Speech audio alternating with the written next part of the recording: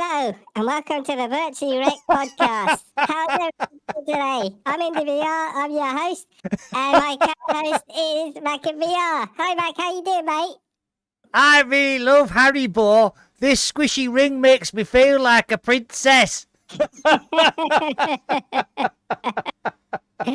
let's get started.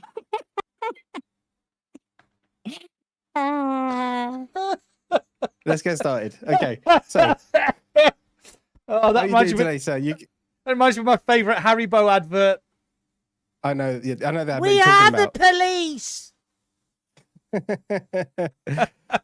So,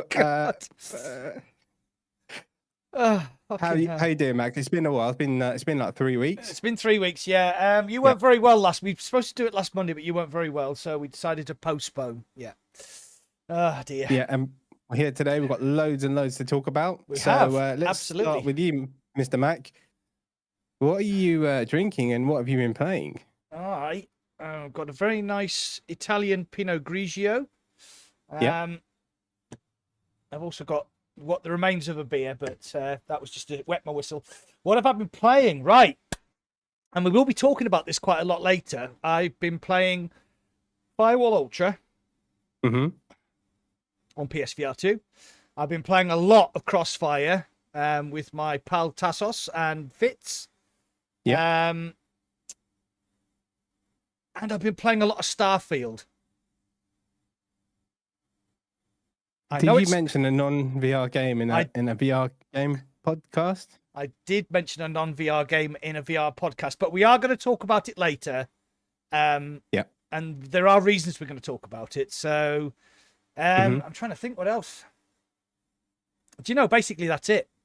Yeah, that's it. Okay. So, Mr. Indie VR, what are you drinking? And what have you been playing? I am drinking this. Oh, is that posh water? Yeah, it's posh gold water. It's got little bits of gold in it. All right. And, so how much did they bend you over the table for that for then? This cost £4 per bottle. There you go. You can see that in my product showcase. There you go. In my best Weeble voice, how much? Oh my god! Fucking much. But I didn't pay for it. You know, my friend, the water. The water Oh guy, yeah. Yeah. I met him yesterday. He's got water coming out of his in his boot in the back of his car. Oh my god! But yeah. But it's good stuff. It is good stuff. But it's water. I would like. Do you know what? I drink it every day. Like I drink a lot more water if it tasted like that. How's your water going down, Mac? Yeah, it's going down really nice, especially with a touch of tequila in it. Oh, you're having Desperados? Desperado, yeah. Oh, nice. Okay, Nice. okay. Right, well, what have let's give a shout out to the chat. Oh, no, sorry, you haven't Yeah. told me what you've been playing yet, have you? Not much. Firewall Ultra, Crossfire Sierra Squad. I played Neolithic Dawn. I did a stream of that, but the developers told me to take it down. So if you saw it live, then yeah, you It's got gone. a bit of a sneak peek into the game. Oh. And Yeah, we did that epic Rotten Apple stream Rotten as well. Apple World Record. Yeah, Yeah. we can talk about that. Yeah. Yeah, we did that, and a bit of Green Hell. Yeah, Green Hell over on Twitch. So that's what I've been doing. Shall we say hello to everyone then? We shall. I've got Assassin, Wolverasa, and Simon V. How you doing, guys? Oh, Mo Beast. Sorry, Mo. Who have I got? Analog Joke. Hey, welcome, Analog. How are you, kind sir? We need to catch up. I need to know what's going on with your game. What game Who is else have he? you got? I always forget the name of it, but it's really good game. I can see the thumbnail. I can see the game. This is I don't the know why I always Dementia forget podcast. Exactly. Yeah. How you doing, Parasite? How are you doing? Welcome. Oh, Classy. Hello, Classy. And we got Simon V. He's dipping his toes into both of us. Yes. How you doing, Simon? Parasite said I was playing Starfield and then my new laptop started playing up, so it's being picked up tomorrow to get fixed. Oh no. But he's very addicted, he said. Oh Yeah. my god, yeah. Well, we're going to talk about Starfield later. Hey, Mo Beast has just turned up in your chat as well. Mobius is double dipping as well. He's double The puzzle dipping. one, the puzzle one with the skeletons, classy. I can't believe I can see everything about the game apart Except its from name. the name. Yeah. I didn't Clickster's in your chat as well. I didn't Clickster. Hey, Clicks. Hey, Clicks, how you doing? I was oh yeah, that's something else I want to talk about as well. Thanks for reminding me, Clicks. Analog. We need to know the name. Castlevania. No. It was Castlevania in VR. I remember it. I remember the thumbnail. Yeah. Hey, Monkey Nuts. He says, "Sup, Indy? How you doing?" How you doing, Monkey Nuts? I think Mo Beast he enjoyed Starfield. Is almost done. The dark method. There you go. There you go. There we go. Right. So, shall we talk about? Let's talk about Firewall. Oh, let's talk about PSVR 2 stuff. Right. So first of all, Pixel Ripped 95 was due to be released on PSVR 2 in the next couple of weeks. Yeah. But has been delayed till October now. I am in contact with the developers. I should get early access to that. I've never played a Pixel Rip game. Never. Is this the 1976 one where it's called? Is it 76? Hold on a second. Because that'd be right up your street, wouldn't it? Because that's what kind of the time you started playing games, right? It actually exactly the time I started playing games. I'm just quickly going through. Right, here we go. Oh, let's go back. So who else have we got? Sorry, people are joining the chat. We've got Hibsy, you've got Diego. Welcome, Diego. Where have you been, Diego? So much has happened since you were last here. Diego Darko, how you doing, my friend? Walking Dead's just jumped in. You went Darko on us. It's Pixel, Walking Dead. It's Pixel Rip 78. Yeah, so this is really bizarre because in 1978 is when I actually played my first video game. We went on holiday to Miami, and in Miami Airport, well, it's called something else now, but it was Miami Airport when I was there.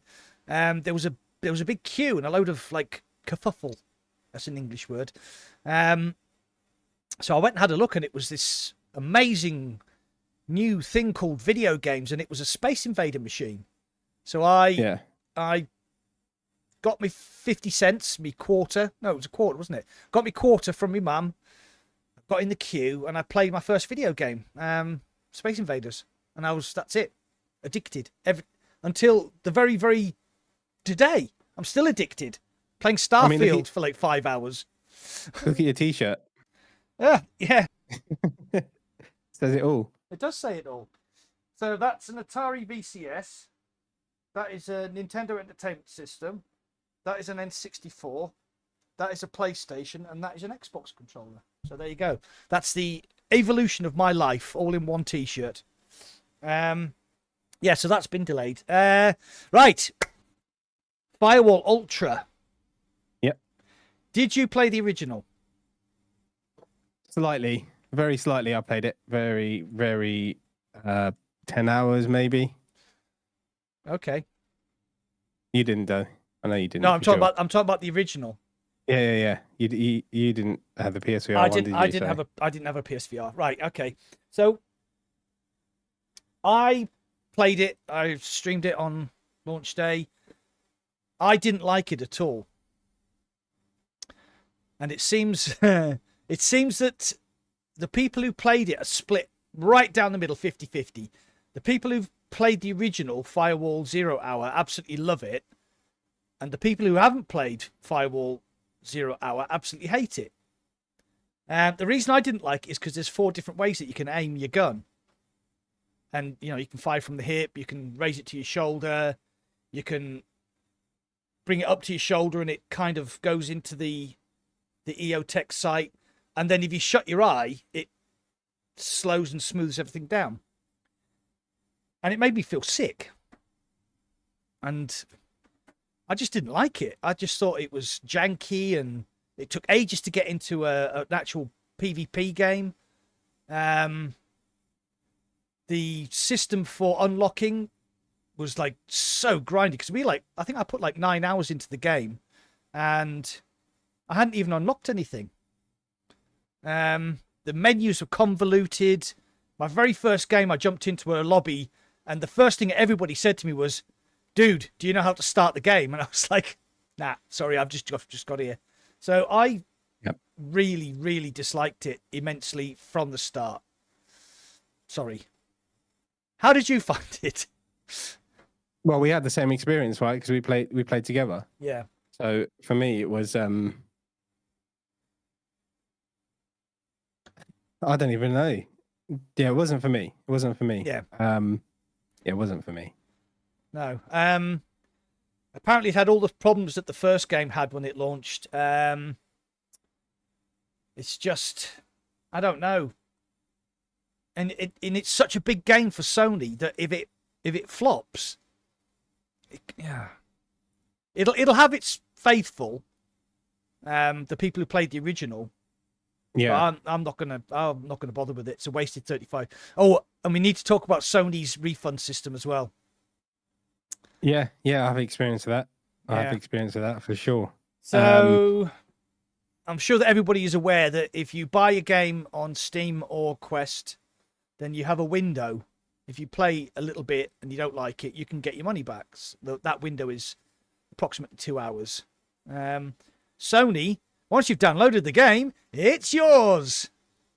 Doesn't even matter if you turn It's fucking shit. That's a shit Which idea. is what you do as soon as who buys a game and doesn't download it fucking straight away? Exactly, you gotta yeah. be stupid, right? Like, who would do that?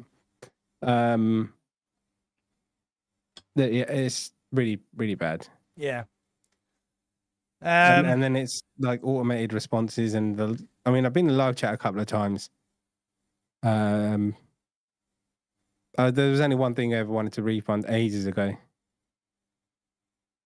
and I just gave up. I was just like, "Fuck this! Just keep the money." I literally said in the message, "Just keep the fucking money." Yeah, Diego's just said in your chat, "What refund system?" It's actually yeah. So if you pre-order the game or you buy the game but don't download it, you can get a refund. But if you download it, you can't. It's just fucking crazy. Oh my god. Yeah. Hey, Jason, how you doing? Jason L is in the chat too. Jason L is in the Diamond house. Geezer, how you doing, my friend? If you download and pre-order, you get your money back if it hasn't released yet. Okay. Simon Beast just said, "Yeah, who would buy and not play?" He says, looking nervously at my Steam library of hundreds of games that I haven't played. Yeah, man. I've got so many games. Like, I've got a category of games I haven't played in my Steam library list of VR games, and it's like pretty long. Yeah. Pretty long. Yeah, absolutely. Yeah, so Firewall Ultra, I'm not going to bother again. I can't be bothered.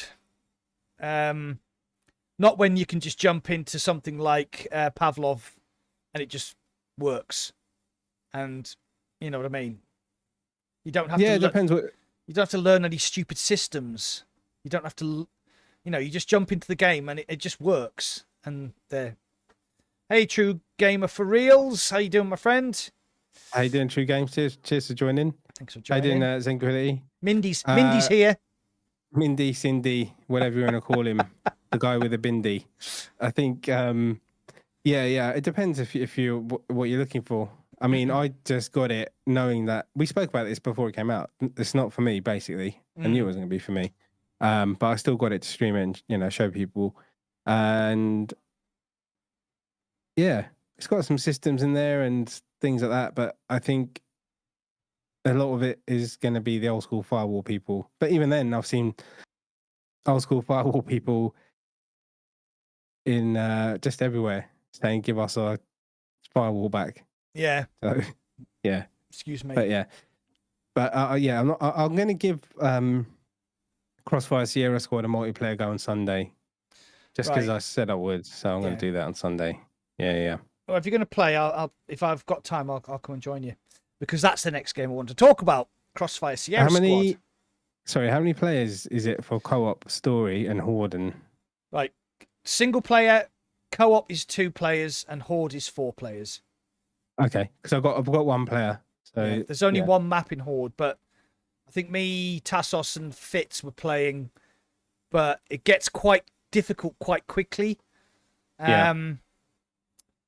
So you really need 4 players, because if one of us got downed and then one tried to go and pick him up, he got down, then you're down to 1 player, and it's madness.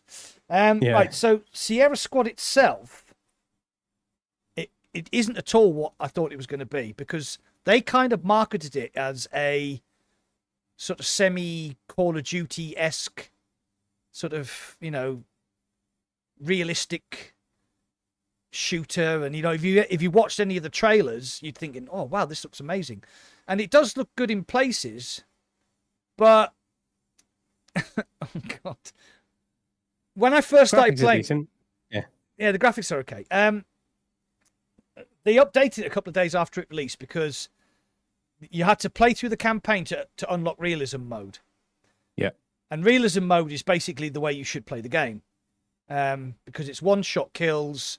Well, one-shot kills nearly, except on the big bosses. So one of the things I was shocked about with Crossfire is the hit markers jumping off the enemies. Like you're playing Borderlands, but it's not an RPG. And these horrible yellow markers on the floor telling you where to go.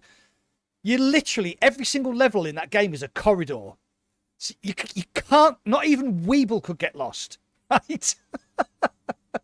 It's just basically walk that way until you run into enemies, kill them all, and carry on walking that way. But you've got these stupid yellow things on the floor, and even in realism mode, they're still there. And you think, oh my God. So the single... Sorry. And you can finish. Okay. No, I was going to have a bit of a rant about the single player. Go for it. Right. The single player is a big crock of shite. Right. It looks nice. The gun. Right. So what they've got right is the graphics are really good. The gun sounds are really good. The guns look fantastic. The enemies are dumb as mud. The dialogue is painful. It was like somebody wrote like a third grader wrote it with a crayon, and then somebody with a macho voice called Jason spoke to a lot of other people who had macho voices. Oh, Jason. Yeah, and that is literally what the dialogue is like. It is terrible. And basically, you work your way through corridors, killing enemies until you get to an arena where you have a boss encounter and you kill the boss. But then you have to go back to the firing range to start the next mission, instead of just like going to the next mission. So the single player, and it's short as fuck. I mean, like 2 hours, I think, maybe 2.5 hours if you're a decent player. So single player is just a complete and utter joke. However, co-op and Horde is where that game shines. I've been playing a lot of it with Tassos. I think we're up to the tier 4 missions now in co-op. And then you start to unlock upgrades for your weapons, and you start to unlock perks for your weapons. And I mean, I've got like a favorite weapon, which is this like AK-12 with a drum mag and my favorite sight and a laser and a suppressor, and I love it. And it's really good. Like the sniper system actually works quite well. Yeah. That when you grab the weapon and if you squeeze the trigger, it goes into like a slowdown mode where it smooths everything out. And that's quite clever because, as you know, in VR, especially if you've got wobbly, shaky hands like the old man in front of you, then if you're using a sniper scope with any kind of zoom, it's like... But all you do is you just slightly pull the trigger. When the adaptive trigger works really well because it'll pull till it stops and that zooms you in. And then if you pull it a little bit more, that fires the gun. That's really clever. So I think I've been playing... I think I put a good 20, 30 hours into Crossfire now. And I love it. It's great. Co-op and Horde. Single player. Terrible. Yeah. Tranquility's asked, were these meant to be A-list games and does it have longevity? Do you see yourself playing in 6 months? There's only one Horde map at the moment. Horde mode's really good fun with friends. Yeah. There's only one Horde map at the moment. There's 2 more coming. The co-op is quite an in-depth game. I mean, I've done like 3 or 4 streams, I think, and I'm not even halfway through the co-op mode. Yeah, it's really good. Yeah, I think if you enjoy a good horde mode, and you know we like a good horde mode indie, and you like the co-op, yeah, it's got legs. It's got legs. It's pretty good. Yeah, I did see you. I saw you playing the horde mode, and I just thought it's more of the same shit. Dumb enemies just running at you. But I'm going to play on Sunday because I said I would. So I'll decide then. I'll decide then. Yeah, in general, I'll tell you what, everyone knows where they messed up. The biggest thing was, it says it's an arcade game in the description, but they showed the realism mode in the trailer. Yeah. Right? Yeah. And that's what people thought it was going to be. Yeah. So, I mean, they've released realism mode now, but it's too late. The damage has been done. They've probably lost a lot of sales already. Yeah. Well, they won't have lost some. They won't have lost sales because Sony don't refund. No. I mean, like people buying the fucking game. But on Steam, think about Steam though. Steam's got refunds and that. Yeah. So I did realism mode for a few levels, and I thought this is good, but I only did like the levels that involved sniping, and then after that, I was like, nothing else really interests me because it's just enemies running at you. Yeah. And it's a bit harder. It was so weird when I started playing realism mode because they're bullet sponges, and then you 1 or 2 tap them, and it doesn't feel right. I don't know. It's weird. Yeah. I think maybe it was the animation or something. This was weird about shooting them twice and they die after going through all of that kind of Die Hard movie mode. Yeah. I think the marketing department need a slap for what they did because it was not at all what I was expecting. Right, I'm just going to try and catch up on my chat here because there's lots of talk going on. So we've got Clueless Be quiet, Guards. Jason. Hello, Clueless. We've got Bob Schindorf, Parasite. Part something there, mate. Happy birthday, James. Birthday, my friend. Happy birthday, James. Is it James's birthday? James D 911. Beast the Beanie Bastard. So True Games for thoughts on Alvo. I'll be completely honest with you. The PvP stuff is, I've decided it's not actually my kind of thing. Hey Clay Bomb, how you doing, mate? I much prefer co-op. So another PvP shooter. We've got Contractors and we've got Pavlov. So I am very excited for the Contractors Battle Royale mode, which is coming out next year. Yeah. I think it's coming out. Is it coming out as a standalone game? Yeah, I think it's a standalone. Yeah. Pretty sure. But it's going to have all the Contractors mechanics, so that's going to be really good fun.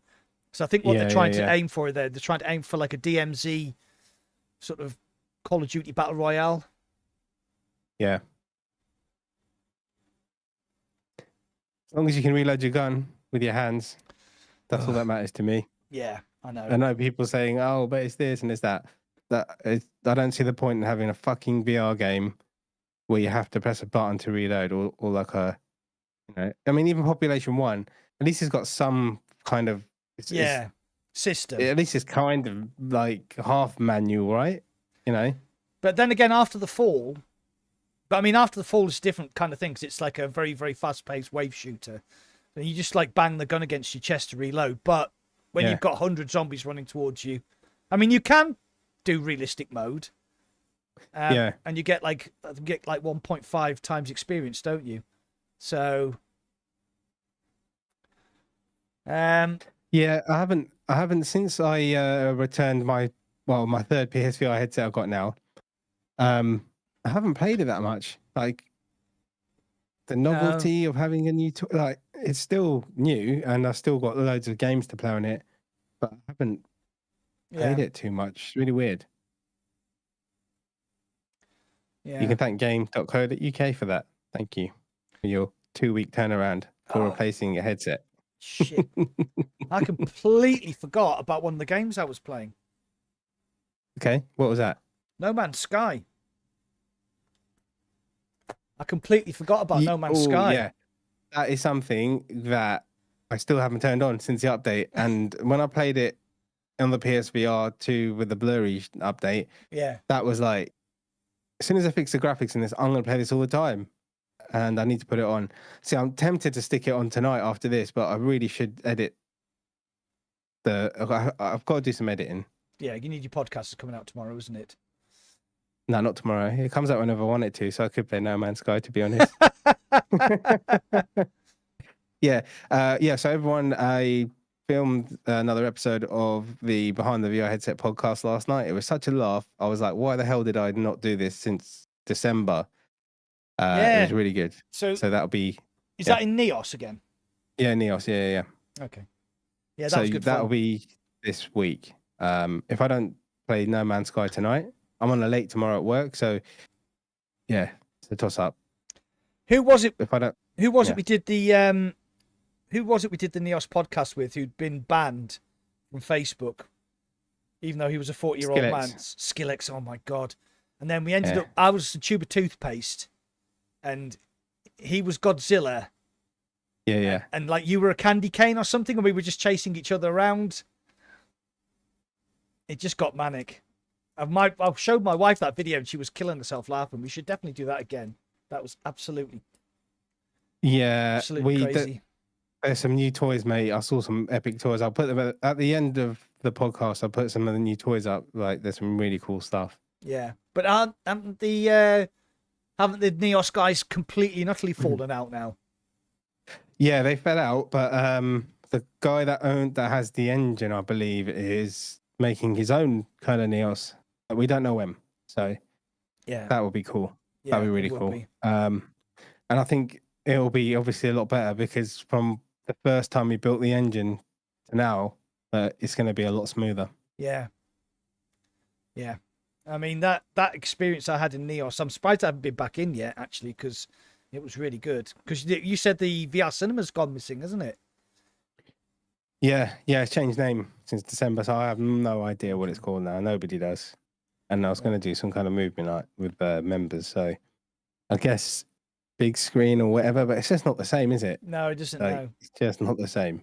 Once you experience that place, it's like you don't want to play anything else. So hold on, Diego's asking, have you tried Riff? No, is that drum metal guitar thingy majiggy game, electric guitar? Have you ever get the wheel working? I haven't put. Oh yeah, Mac, I've got Cindy's brother came down and he dropped me off the Logitech G27 or something racing wheel.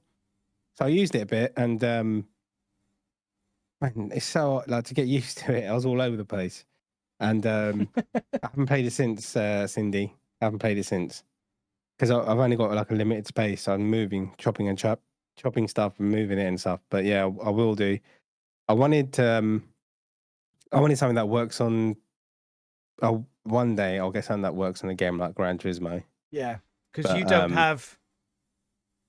Oh, you can't. Like my this is really weird. My racing rig is right there, but I use your wanker camera commands. No, I did, but I've got. Oh God, wrong one. I've got it's actually. Can you see it? It's actually covered with the green cloth, so it doesn't show up.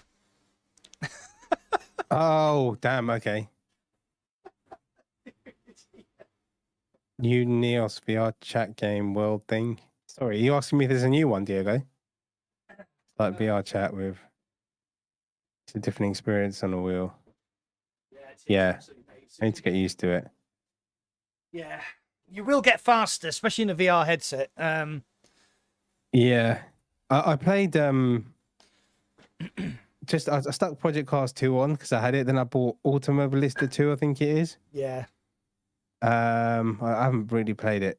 It's really good. Automobilista 2 is everything that Project Cars 2 should have been. Because it's very pretty, but it runs a lot better. And so they did an update about a month ago called the version 1.5 update, and it basically changed the physics. So the cars now are a lot more realistic. And I did the Green Hell Nordschleife challenge. Where I did 2 half-hour races. I did it live on stream. I felt like I'd been beaten up. At the end of it, I was absolutely knackered. It was really good. Rift is the new Neo/VR chat type of app/game. Can you build stuff by hand while you're in Rift though? Can you import stuff and make your own whatever you want? That'd be interesting. Like 3D models.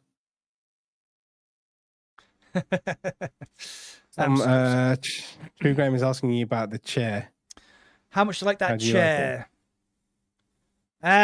Yeah, that's quite an old GT Omega racing wheel, racing seat.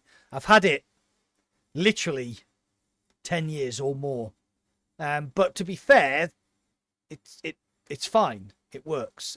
The newer GT Omega stuff is a bit more solid, a bit better built, because obviously they've been designed with these new direct drive wheels in mind, so they have to be a lot stiffer.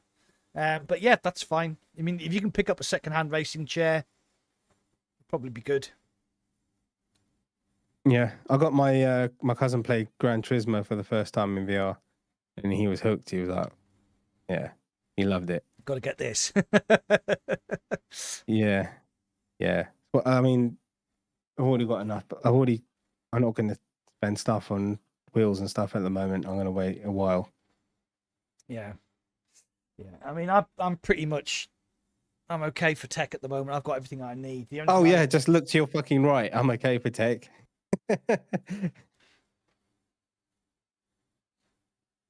Yeah. The only thing I need really is a new graphics card. So I'm gonna save up and buy myself a new graphics card. But yeah, apart from that, pretty good. What were you getting, the 40 series or? Yeah. I think I might actually have conned the wife into paying for it. I don't know how that's gonna work. Oh my god. Parasite, we're gonna talk about that question later on, so hang fire. How much are they going for? Why have you gone so small? Sorry. You just suddenly shrunk. How about now? Now you've gone down and you're out of focus. Right, hold on. Oh god. Indy fiddles with things live. Are you okay now? Can you see me? Is the baby happy? Yes, he's happy. Hey, you're the one who started moving around, wasn't me. Stop fucking moaning all the time. I've got to get myself one of those. Right, oh god, what were we talking about? Yeah, my chair's fucked. I need a new chair, basically. That's my problem. It's really fucked. Don't buy a new chair. I might be able to help you. Oh, can I sit in your lap forever then? Is that what you're saying? See what pops up. You can do one of those, hold a squat for a while and I can just sit in your lap. Yeah, there's a gaming chair company is sending me a chair to test. It's not this one. Oh, okay. It's not this company. Unfortunately, it's another. Oh, company. cool. But yeah. So if they don't want it back, then I'll bring it down with me in October. How are you getting down there, by the way? Sorry, guys, we're talking about EGX. Yeah, we're talking about EGX. We get to EGX later. Yeah. Okay. If I've still got my car, I'm going to drive. If I haven't got my car because I'm trying to sell it, then I'll probably get the train down. Okay. All right. Fun with the Click said, I got a company sending me a chair too. It's probably the same company. Probably the same company.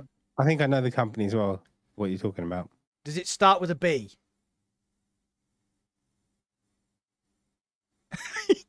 You can't seriously be trying to work out. I did. Somebody mentioned something, but I've forgotten the name. Okay. I know the company, but it's lost in my brain. Yeah, that's because you've got dementia. Yeah. So, yeah, fun with the clicks. Yeah, I think it's the same people, mate.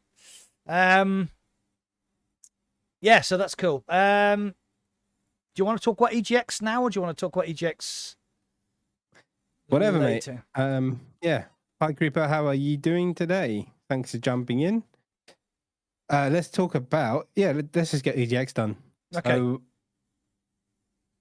yeah, so this is going to be October the... 12th to the 15th? 2000 and... 23. 23. So yeah, it's gonna be Mac's gonna come round. Mac's gonna crash at mine basically, and you're planning on going Friday and Saturday, right? Yeah, I'm going to travel down as early as I can on Friday. Yep. Obviously meet up. There's quite a few of us going. I do believe. So we've got a Twitter chat going, and there's quite a few of us going down. I'm not going to mention names in case I leave somebody out and they get all insulted. I'm not in that Twitter chat, so you've already left me out. You don't use Twitter, do you? I'm insulted. You don't use Twitter. I used it to post this podcast, mate. You know. Okay. So I do use it technically, but not really too much. Yeah. Yeah. So there's quite a few creators going down now. EGX. Last time there was only 5 or 6 VR games there, but yeah, if you're a gamer, there's usually like these huge free-to-play arcades of like retro games, you know, like all the Sega stuff, all the sort of, you know, the big arcade cabinets, loads and loads of computers playing like, you know, Manic Miner, all the way from Manic Miner up to more recent sort of titles. So, and there's a cosplay people there, and there's like loads of shops selling really cool t-shirts if you're a geek. So EGX is really, really good fun. And then obviously on the Saturday night, we usually go to the pub after EGX shuts, and I missed it last year because I had to go home early. So I'm not going to miss it this year. Yeah. I think Clicks is saying he's going to be there too. Both days. No, we didn't. We both got rejected. Both got rejected. We're not famous enough. I mean, I knew I was pretty much rejected as soon as I put my email address in there, but I thought Mac at least would have got in. I got my creator pass last year, and then I got refused this year, and then apparently it was a mistake, and a lot of people have had an email from EGX saying, "Oh, I'm really sorry, it's a mistake. You can have your creator pass," except me. I'm still gonna have to pay for a flipping. So if anybody's got a +2 or a +1 creator pass, I'd like to come with you. Yeah. I think it's like 20. I can't remember how much it is a day. I really can't remember, but yeah. It's not the point though. You don't have to queue with all the plebs if you've got a creator pass. Yeah, I'm not going unless I get a creator pass. So you better sort it out, mate. So Clicks, did you get one? Because I got turned down. Toe behind the train on his chair now. Holding off on Quest 3 for software. Wait. Did you get a credit pass for FGX? No, I didn't. Clicks. Did you get yours? That's the question. You didn't get yours. But or something. I got a creator pass last year. I don't understand why I didn't get one this year. So there you go. It's pretty weird. Unless it's just got really more popular with like flat screen gamers, maybe. No, could be that. Well, what happened was the EGX actually issued a thing saying, "Oh, yeah." Look, so Clicks, yeah, I got rejected I'm an hour checking my later. email. Got accepted. Check my email. I've been checking my email every day, and I'm still not. I'm going to look for EGX and see whether I've got an email off them. EGX, no. Creator application denied. Thank you for applying. Thank you for applying. That was last year. Go fuck yourself. Yeah. Yeah. So. Yeah, pretty much, mate. Pretty much. Yeah. So. Yeah. I don't know. They just haven't replied. So. There you go. I'll still be going. I just gonna try and pull a few strings with industry contacts, and so I get a creator pass or a press pass or something. Right, I need a just a quick toilet break. I'm back in a second. Keep talking. All right. About EGX. Okay, so about EGX, I don't know what game developers are going to be there. I don't know much about EGX, to be honest. So Max just dropped me in it, and yeah.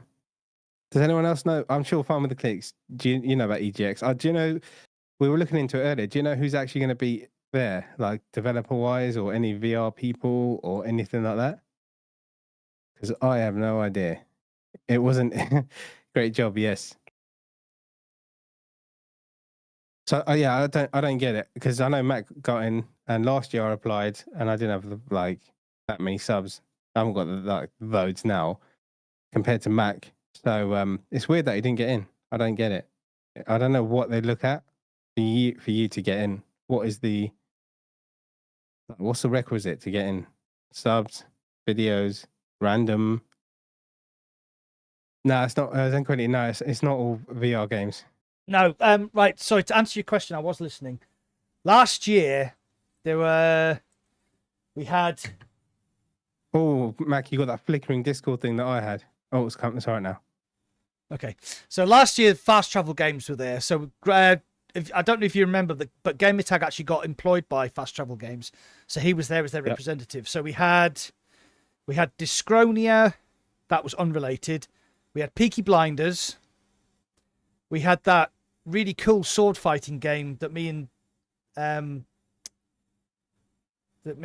Power On loved. I can't remember the bloody name of it. Broken Edge, which is coming to PSVR. Broken Edge. Yes, that is such a good game. I'm the aesthetics. I don't think sold it very well, but that is a really deep and fantastic game. We had the. Oh God, what's that RTS? No, not RTS. It's the RTS game in space, but it looks a bit like Halo, but you can play it in first person or or like a role playing, like a sort of real time strategy game. That Starfield. It's not Starfield. We'll get to Starfield later. Guardians. That's it. Guardians. That was there. Guardians Front Lines. Yeah. Do you know what? I actually enjoyed playing that. I haven't picked it up since. There's like, if you get a bunch of people together, you can have some real fun in that game. Yeah, it's really, really good. I mean, I've only played it in single player, and I had a full, really good fun. They also had the Quest 2 version of Hellsweeper as a really, really early beta, which I think me and Henry Van Leer played. There wasn't actually an awful lot of VR stuff there, but to be fair, it was still worth going, especially if you're a gamer, because like I said, there's a lot of cosplay going on. There's a lot of other stuff. No, I don't remember any. I don't remember anybody that turned my head. No. It's not good enough, is it? No. I think there's going to be a lot of that stuff in Zurich, though. It's going to be a similar kind of thing. All right. Do you want to talk about your trip then? Because you're off to Switzerland, aren't you? Yeah. End of the month, I'm going to my first convention. It's called the Zurich PopCon. Yeah. So it's with work. Yeah. So I'm going for a few days. Friday, Saturday, Sunday, Monday. I'm supposed to come back, but I'm thinking maybe I'll stay and do some sightseeing. So who knows? Who knows what will happen? Let's see. But yeah, it'll be fun. It'll be good fun to meet the team. I never met them before, so yeah, cool. Yeah, the other game we played is that We Are One, where you basically clone yourself and you sort of work. It's really weird the way it works, that you're kind of set in a 30-second loop and you have to kind of clone yourself and help yourself out. But it works really, really well. It's a very good puzzle game. I think it's out on Quest. I'm not sure it's out on Pico, but that is a really good game. So, Everslort. That was it. Sorry, not Hellsweeper. It was Everslort. It's a good job that Fun with the Clicks can remember. Fun with the Clicks. There's a job going in this podcast. It was Squingle, mate, not Squiggle. Get rid of Matt. There you go. Fuck off. Hey. Squiggle. I'm one of the original founders. You can't oust me. God damn it.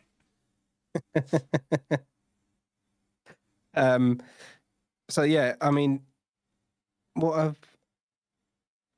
else have you been playing? I'm trying to think. I played a bit of Green Hell. Yeah, but that was that the PC VR version or the Quest? The version? Quest 2 port on the fucking PSVR 2. Oh, that's right. Yes. Yeah. I'm still enjoying it. I love survival games, and it could be better. They're going to update it That's Yeah. what they say anyway. But it's still like, I still enjoy it because it's a survival game in VR. So, and I got stuck for 5 hours looking for a plant, and it that was was right right next behind to me you. the whole time. You Yeah. bellend. I played Green Hell on Quest 2, and I did a review because it looked really good on Quest 2 because they were using synchronous space warp to... No, not synchronous space warp. Yes, they were using synchronous space warp. So basically the game was running at 45 frames per second, and it was upscaling to 90. Yeah. And it looked really good because obviously a game like Green Hell, where it's not like super fast paced, it worked really well. And I'm with you. I really enjoyed Green Hell. I thought it was a great game. Yeah. I need to continue it because I've decided I'm going to finish games now before I move on to another one where I'm playing through like the whole game. Basically, I need to finish it. Nah, you won't. I'm kind of like, when is this update coming? Should I hold off? But yeah, I do want to jump back into it. But what really is at the top of my list is No Man's Sky. Yeah. Right. Should we talk about No Man's Sky? Let's talk about No Man's Sky. I've played quite a lot. You've got 2 games in space that you're spending a lot of time on at the moment, haven't you? We'll come back to that. Yep. Right. So yeah, No Man's Sky got an update, the Echoes update, and apparently it's sorted nearly all the problems out that the game was having. And I thought, well, I played No Man's Sky when it first came out, and I thought it was okay. But that was 6 years ago. But apparently the developers have just kept plowing and plowing and plowing and plowing. And now it's like this super... Well, you can just get lost. You can just go to one planet and spend 100 hours on one planet building bases and doing shit. And there's literally thousands upon millions upon trillions of stars. And apparently, even today... it's very unlikely that you will find a planet that somebody else has discovered because it's that vast.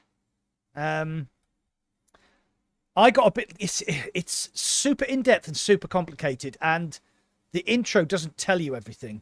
So luckily, I was streaming, and I had I think Clueless Dad jumped in and helped me out, and a few other people jumped in and helped me out. Because there are so many things in No Man's Sky they don't tell you about. You just have to kind of figure it out for yourself. But still, oh man. That game is incredible in VR. It's just incredible. Yeah, and the fact that you actually, unlike another game, which we're going to talk about later, you literally fly everywhere. So if you're going to land on a planet, you warp into that system, and then you fly down onto that planet and land on the planet, which I quite like. So let's have a quick... Yeah, and you can run around and... I mean, you can feed animals, and then they'll have an egg, and if you incubate that egg and it hatches, that animal, you can ride around on it. Because I landed on this planet and I was like, literally within the first hour, and Clueless Dad ran past me on this giant brontosaurus thing, and I'm like, what? And he was like riding it, like, yeehaw! Fucking crazy. Yeah, I got it. I pre-ordered it on the PS4, whatever it was when it came out, and it was shite. But yeah, the guys like spent years. Yeah, they and have years, and it's all free. Right. It's all been free. Yeah. Yeah. So the thing is, it's a life sucker, isn't it? It's a real life sucker. Because I know Clueless streams on his channel, and he's constantly, that's all he does. Like middle of the night and the weekends, he's playing No Man's Sky. Yeah. Apparently, Clueless said, according to Sean Murray, who's the guy from Hello Games, there are 18 quadrillion planets. No, quintillion. I remember the trailer when it first came out. I think, quintillion. 18 quintillion planets. Oh, Diego, man, the PSVR 2 update, because it also has eye tracking as well and foveated rendering. So they've totally integrated all of the controllers for the PSVR 2. So it just works really, really well. And it is a very, very, very steep learning curve. Oh my god. Yeah. Yeah. I mean, that's why I streamed it once with the blurry graphics, and everyone was like telling me what to do. Otherwise, I'd be screwed. So Yeah. yeah. Are you doing the story still? Yeah, I was the last stream I did. I was searching for Artemis, and I found him, her, they, or whatever pronoun they want to use. So that's as far as I got. So I'm about 20 hours in, I think. But what would happen was I would stream it for 2 or 3 hours, and then I'd stop streaming, and I'd play for another 2 or 3 hours because I was just so invested. It's one of those games you're like, oh, I'm going to go here and do that. And then you just, oh, what's that over there? And you kind of go over there and do that. Then that leads you over to somewhere else. And oh my God, it's so distracting. So, yeah. This is the problem. Green Hell will get, I don't know. Maybe I should pause Green Hell till they update it. I don't know. Or should I just wait till I put No Man's Sky on? I don't know. It's really hard because I've seen everyone say how good the graphics is, and I haven't stuck it on yet. It's really good. I was surprised because I actually played it in VR on the PC version when the VR released, and it was horrible. Made me feel sick. All the controls were. It was bad. Oh, it was really bad. But I played it in the PSVR 1. I played it in the PSVR 1. Imagine how bad that looks, mate. Oh my God, yeah, I can imagine. Yeah. That was that was. I think I can't remember the launch of it, but like since then, it's just like got a massive following. Yeah, it has, and I can absolutely see why, because there are so many things you can do. It's kind of like Elite Dangerous, but with like a sense of humor, because Elite Dangerous is not a funny game. Oh my God, but it's very. Elite. Sorry. No, I was going to say, go. Yeah. No, go. Just Elite Dangerous is. There's no real story to Elite Dangerous, and it's so grindy. No. I wanted this particular ship, and I spent hours and hours and hours just flying between 2 star systems, trading, because I knew I could make 1 million credits every single time, and I needed 40 million credits. I mean, this is money I can't remember off the top of my head how much it actually costs. I bought the ship and I was like over the moon because it had this big bubble cockpit, and when you're sitting there in VR and it's like all there, it's amazing. And then I realized it was going to cost me 4 times the cost of the ship to upgrade the ship to its maximum. And I'd already put about 40 hours in, and I thought I'm going to have to do 160 hours of grinding just to get the ship to where I want it. And I actually just deleted it from Steam. I just like, nah, I'm not doing that. I'm not doing it. I played it in VR as well. It's good in it's great though. Like, oh, it's amazing, but because it's realistic. That's the thing I like about it. It looks real, you know, compared to No Man's Sky, which is all kind of cartoony. Yeah, not real. Yeah. So yeah, No Man's Sky I will play. So Diego Darko is saying, is the story compelling? It's not the story. It's kind of what you want to do. You know, you can do the story and try and get to the center of the earth, center of the universe. Or you can just trade, or you can build outposts, or you can farm, you can mine, you can become a bandit, you can be a pirate, you can just do what you want. It's just one of those games where you can literally do exactly what you want. Yeah. So what Parasite said there, the moments are very organic because they are moments you create for yourself. What's happening to my camera? Screen's gone green. I don't know why. I think it's Discord. You gotta love Discord. You might have to hang up and come back in, maybe. Yeah, okay, I'll do that. Oh no. Right, 2 seconds.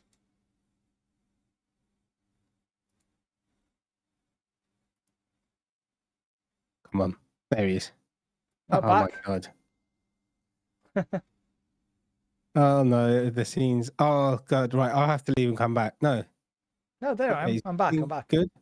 Yeah. Oh yeah, I'm good. I'm good. I'm looking at my delayed bloody stream. There you go. Sorry, guys. Yeah, so we have problems with Discord. Right. So as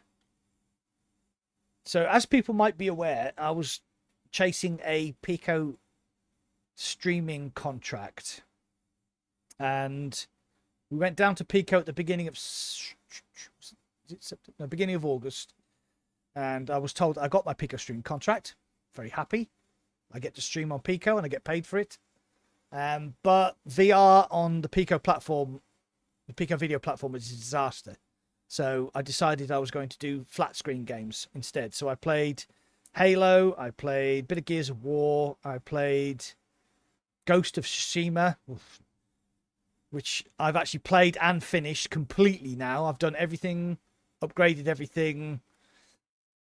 No spoilers. No spoilers. Great game. Wow. What a great flat screen game One of the that best is. games. One of the best games. It's kind of like... I haven't even played more than 20 hours. I can't even imagine how much time I put into that. But basically, it's like Red Dead Redemption, but in feudal Japan. It's just so good. Let's have a look. Ghost of Tsushima. Does it tell you how long you've played? Oh, it should do maybe, or it might just be on your PlayStation. It might just be on my PlayStation. Yeah. Because it's not actually, doesn't actually say how long I've played, but I must have put 40 plus hours into it. It's great. So when I finished Ghost of Tsushima, Starfield released, the new game from Bethesda.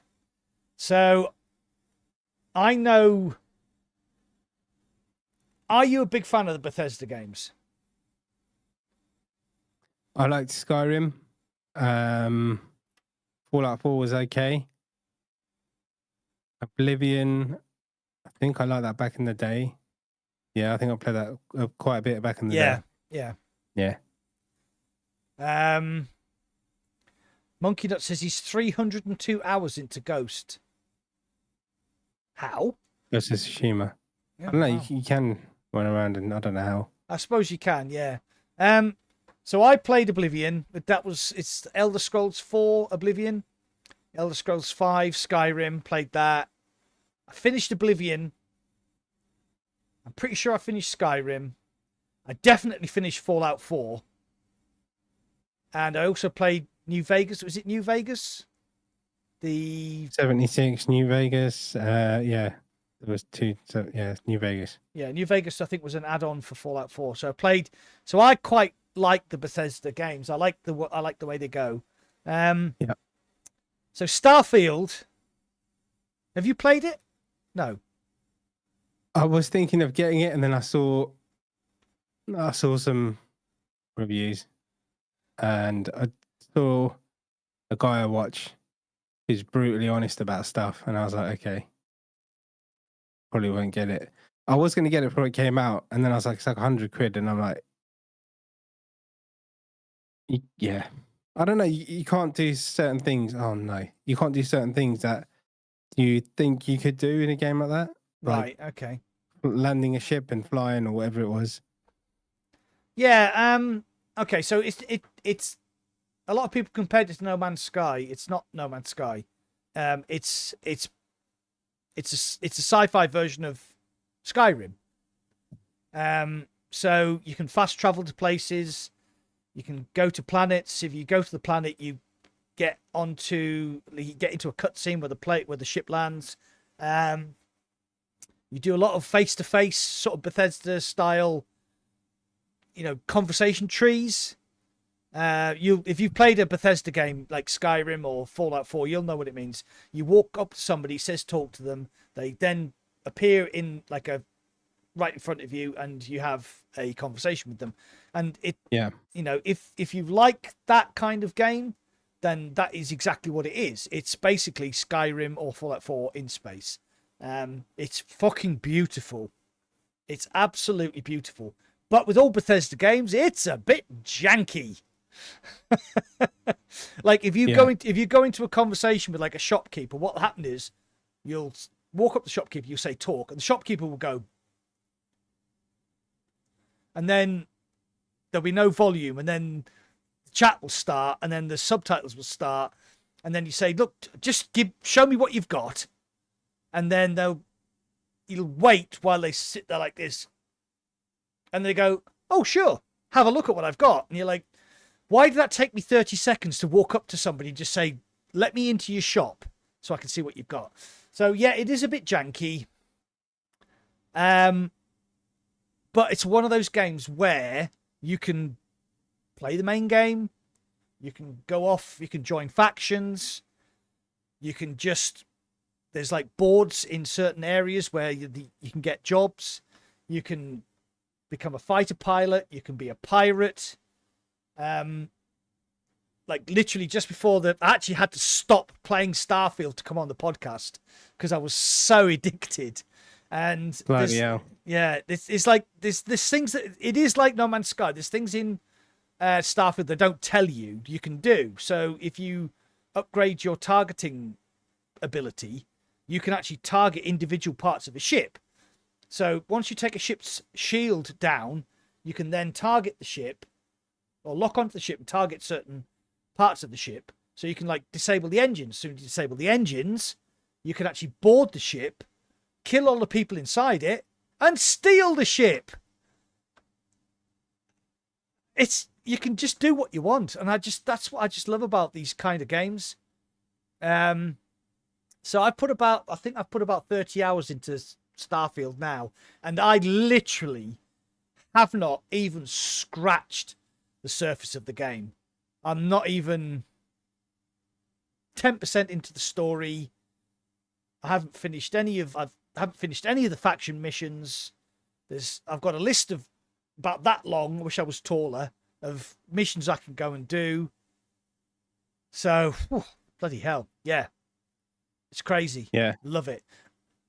Now, the reason we were supposed to be talking about Starfield is that Skyrim is one of the most heavily modded VR games.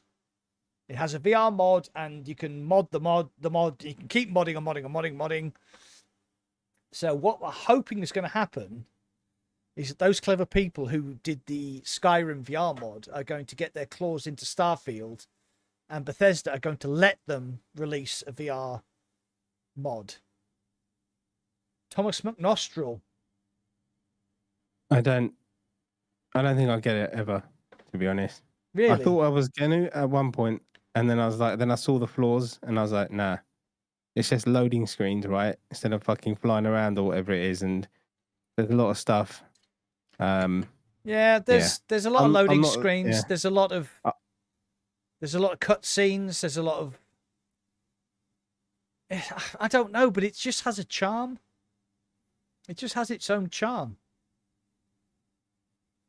Yeah. I'll stick to VR unless I'm doing Ghost of Tsushima. I know that I love that game. Yeah, that is brilliant. I think Jin Sakai is one of the great sort of video game characters, because when you get into the later game and you have unlocked all of his abilities, and you have to switch stances while you're fighting. So you're taking a guy on with a spear, you have to quickly switch stances. Taking a guy on with a sword, you have to quickly switch your stance. I just love the fact that you have to like really properly think on your feet. And later on in the game, you come across enemies that fight in more than one way. So they'll start off attacking you with a spear, and then they'll switch to a shield and a sword. So you actually have to switch stances while fighting one enemy. It's just so good. And it's all about timing. And it's just that whole standoff thing where you just like, come and fight me. And then you're like, wow, wow, wow. Yeah. Yeah. Yeah, and that's like that. That and The Last of Us. I haven't started number 2. They're the only kind of non-VR games I've got on the PS5. The Last of Us already had, but number 2 I'll get. Yeah. UFC. Oh, the new UFC game's coming out. I know this is completely not VR. Do you ever play the UFC games, Mac? I have not played any fighting games. No. Right. Okay. Thomas McNostril has the best name in my chat. Sorry. Yeah, I know. Ludovic will probably get it, so I'll probably play with him. Should we talk about VR now? Do you want to talk Are we about VR? done? Are we done with Starfield? Yeah, we're done with Starfield. I mean, like I said, the reason we mentioned it is because I've been playing it a shitload. And it is basically the same engine. Obviously, a modified version of the engine that Skyrim runs on. So it should be fairly easy to port to VR. There you go. Yeah. Okay. There's your Starfield. It seems like other people in chat. Googly's talking about it. Someone else in your chat is too. I saw some people just talking about Starfield. Hey, Paradise. Paradise, okay. Yep. How you doing, mate? Welcome, mate. You going to EGX, mate? We're going to see there because we're both going. Icky Island DLC on Ghost. Yes. I don't spoil it. Anything. Be quiet. I did it. Once I finished the main campaign, I did the Icky Island. I think it took me 2 streams, so it was about 6 hours. It's a pretty decent chunk of DLC. I don't think I did everything either, so yeah. Blue Bottles, how you doing, mate? Are you still playing the boxing game that came out not so long ago? I haven't played it since I streamed it, to be honest. I know it's been updated loads. So Parasite has signed up for the USC 5 beta on PS5. Oh, Paradise. Right. So I got refused my EGX Creator Pass. And I still haven't had the email saying that I can have one, which I'm very sad about. They told me to piss off and that was it. Nothing else. Yeah, it did. Basically said, no, fuck off.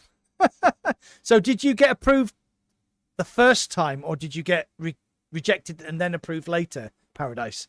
Just answer. He probably didn't even have to apply. No, he didn't. He's such a legend. He just golden envelope. He's a goat. He's the goat. He is a goat.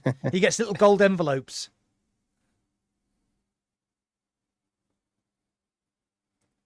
Yeah, so right. What do you want to talk about? I'll be there next? with Mac. Yeah, I'll be there with Mac, and then I'll get to meet Paradise Decay, and I think GT the gamer tag's going to be there as well. Clickster, Power On.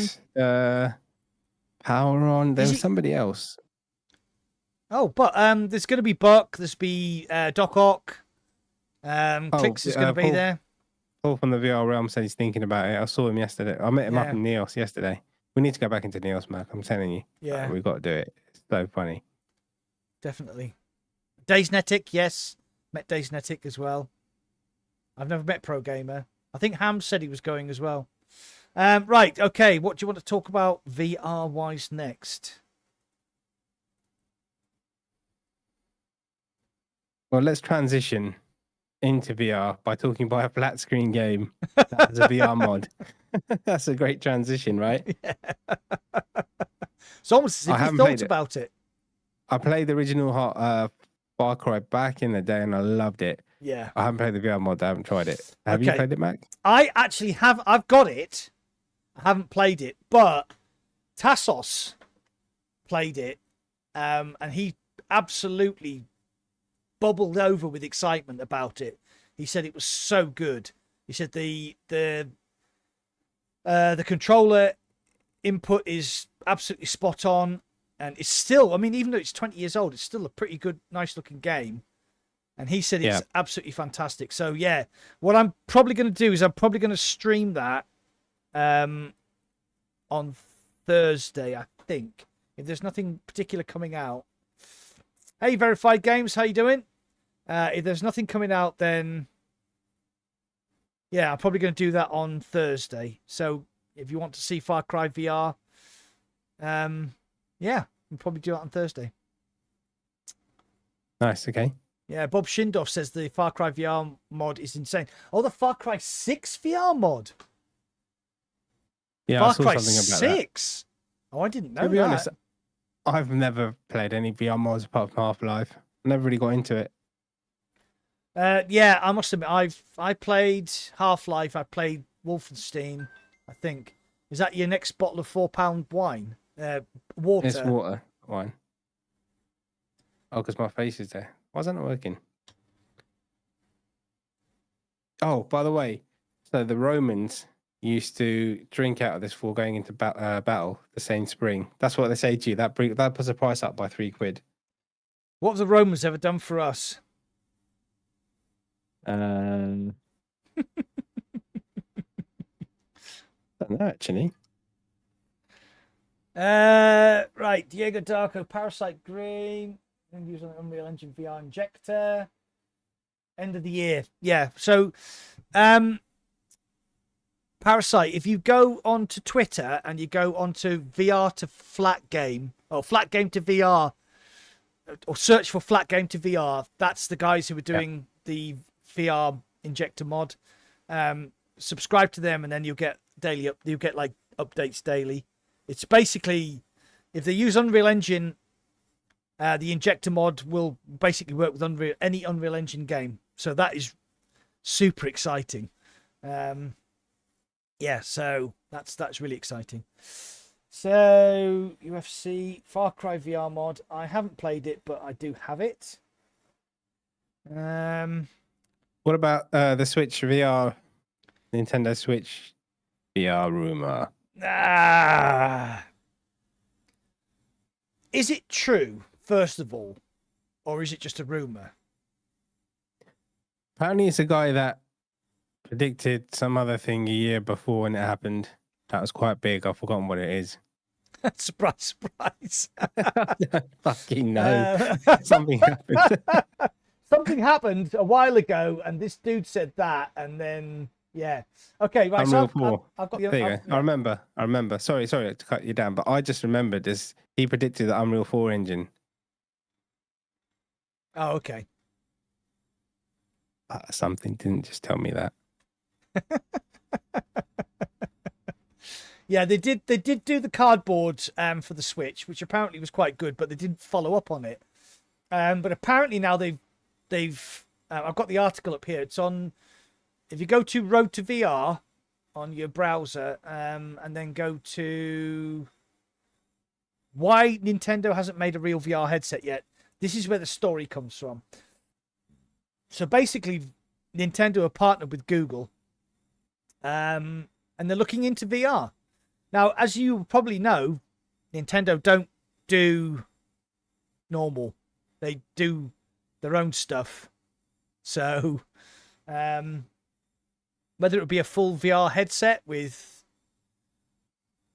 or whether it would just be like the Labo cardboard, or like you put your Switch inside this little headset thing. Nobody knows, because Nintendo are Nintendo, and they are very Nintendo.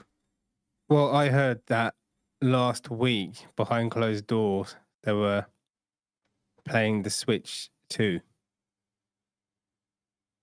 So that's yes, it'd be possible with a new Switch. I've heard that It'd be as possible. well. Yeah. So like a sort of Google Cardboard, but with using the Switch as a VR. No, I think it will have something a bit more than that. I don't think it'll be cardboard. I think it'll be some kind of headset that slips into.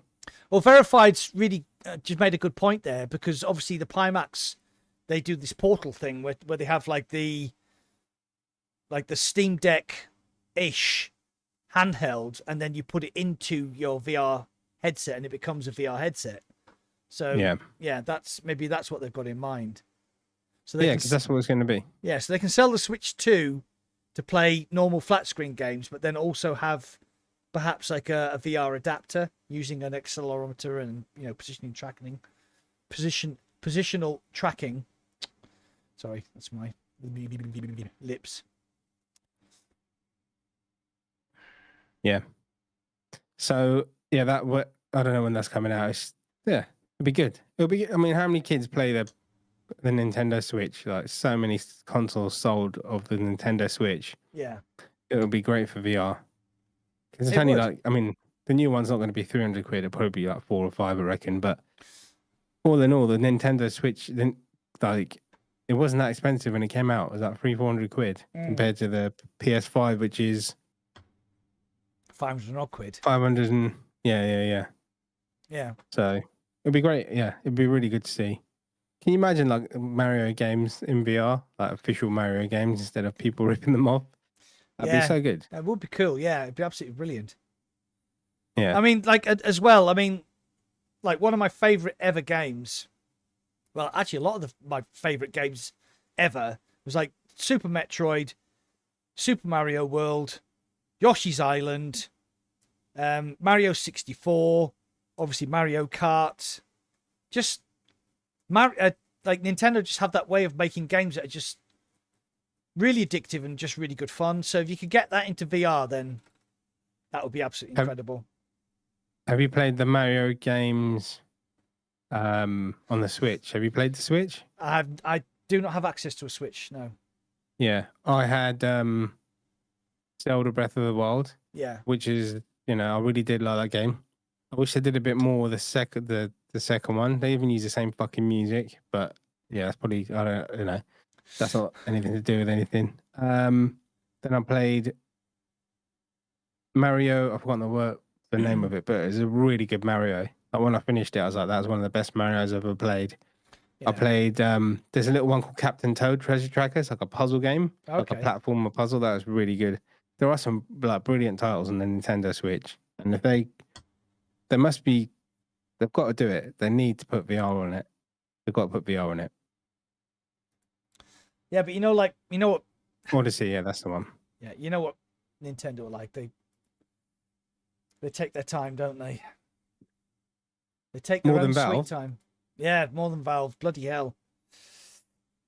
Yeah, but if they're showing the Nintendo Switch 2 behind closed doors, maybe it's further ahead than we think. Yeah, so maybe Thanksgiving, Christmas release. Oh, I don't know about that. I don't know if anyone in the chat knows more about it than we do.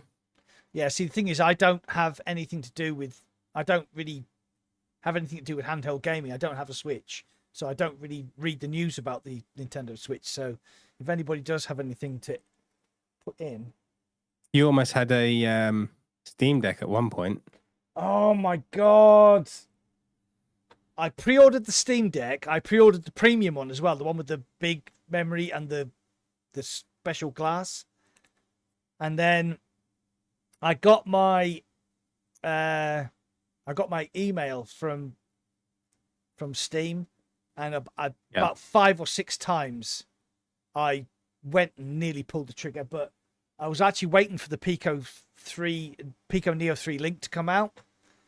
And what do you think of that headset, Mac? That was a fucking mistake. But then again, I did get 35% off my Pico 4, and that has paid itself back in spades, because that is my main VR headset at the moment, and yeah, that is a good headset.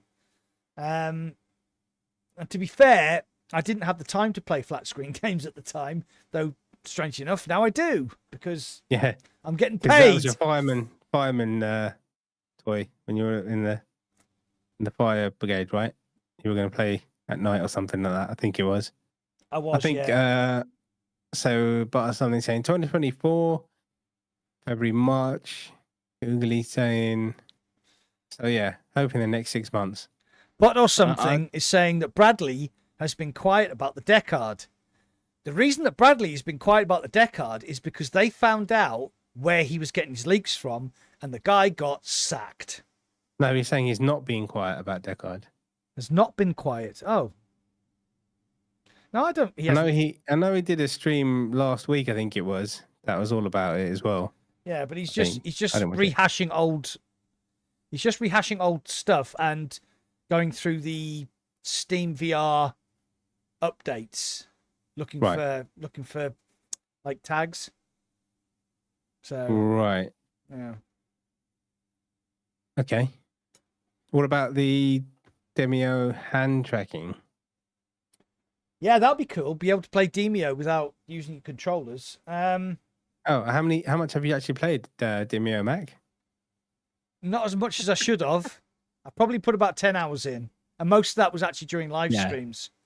Yeah, and it's such a great game, and we are both like, we're like 4 DLCs behind in the game. Like we're still in like the first 2 levels when we played it last. But the thing as well, we've done the same with walkabout mini golf. because we haven't played that either. Yeah, Demio has a mixed reality mode as well. I don't know whether that's available on the Pico, but if it was available on Pico, that would be incredible because you could use the color pass through. Be amazing. Absolutely amazing. What's the walkabout like on PSVR 2? What's the difference? I haven't played it. Anything? I mean. Oh, you're asking. Oh, you're asking. Right. Okay. No, I was asking you, but I'm sure like Clueless or Liverchills, one of them two have got it. Or anyone in chat. I'm not sure. What is the difference? Mate. Yeah, because I got it on the Quest. I got it on Oculus and I've got it on Steam as well. Parasite said, Bradley is this VR generation's Einstein. He is. He's a geek and I love him for it. Absolutely love him for it. I have Demio on Pico, but not sure it has mixed reality. The last time I tried to play Demio on the Pico, it didn't have mixed reality, but that was a while ago. So, yeah. We don't know. What's that zombie game? The Cabin has got.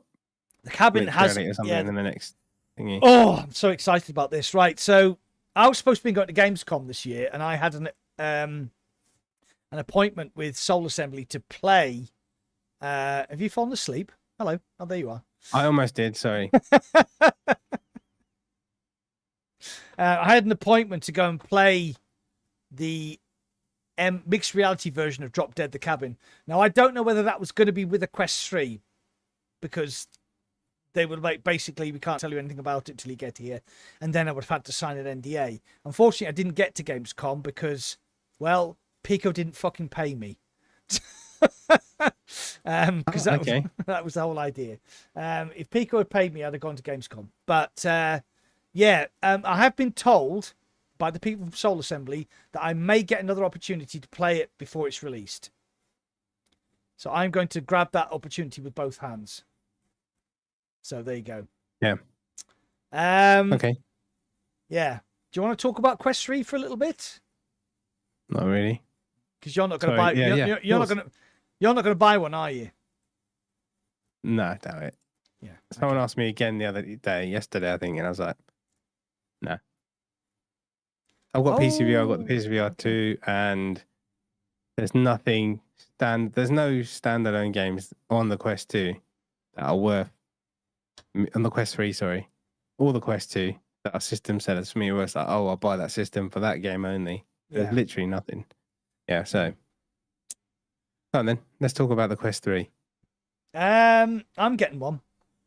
And I'm really excited. I'm really excited. And I'm really excited for one reason, and we've already touched on it.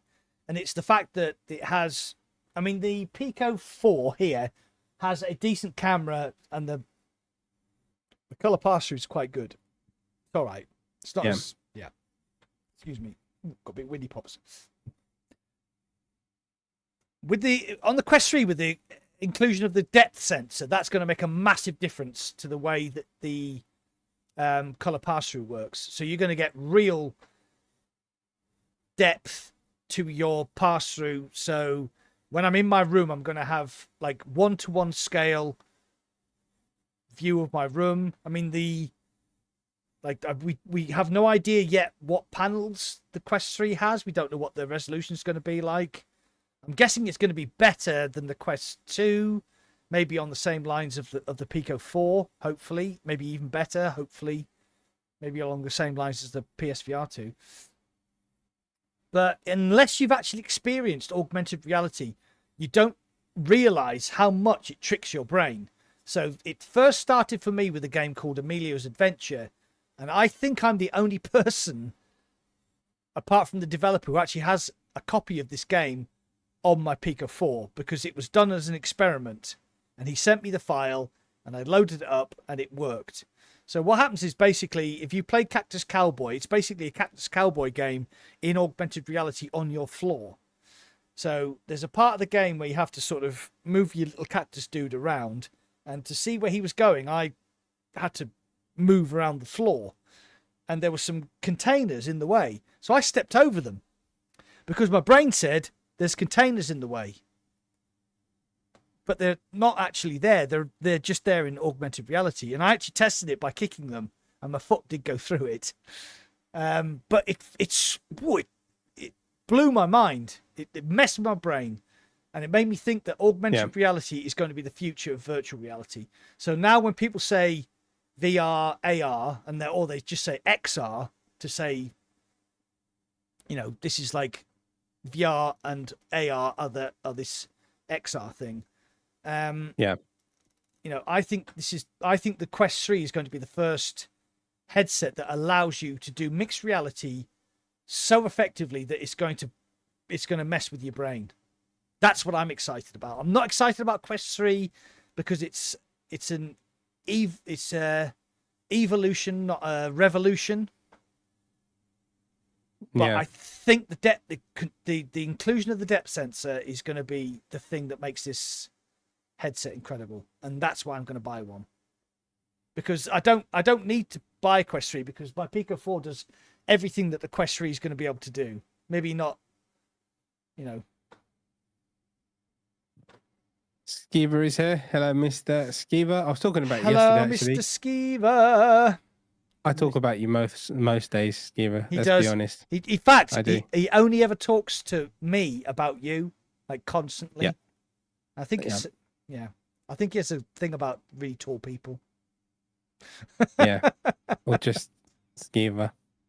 I've got a I was talking about our first episode we did back in the day. It's quite funny. Oh wow, yeah. Talk That was about my first ever episode. Neos. Yeah. I remember that. And I still got the outtake, Skeever. Everyone think you're sweet and innocent. Don't you worry, mate. I think he's trying to bribe you, my friend. I think he's trying to bribe you. Yeah. But yeah. How you doing, buddy? I was meant to meet Skeever and like a whole bunch of content creators. Oh yeah, I got invited as well, yeah. No, he didn't. He keeps saying he got invited, but he didn't really. So yeah, Paradise, Skeever, just everyone. You're such a bad man. I wouldn't mind. We were actually in London 3 days later. Yeah. So we missed. Skeever, next time, yeah, plan your trip around us next time. Yeah. Okay. Thank you.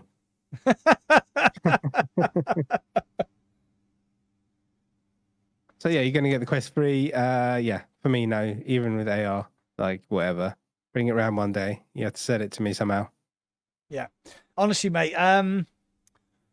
What I might do then is I might bring my Pico down and show you Emilio's adventure, because it honest to God, it is something.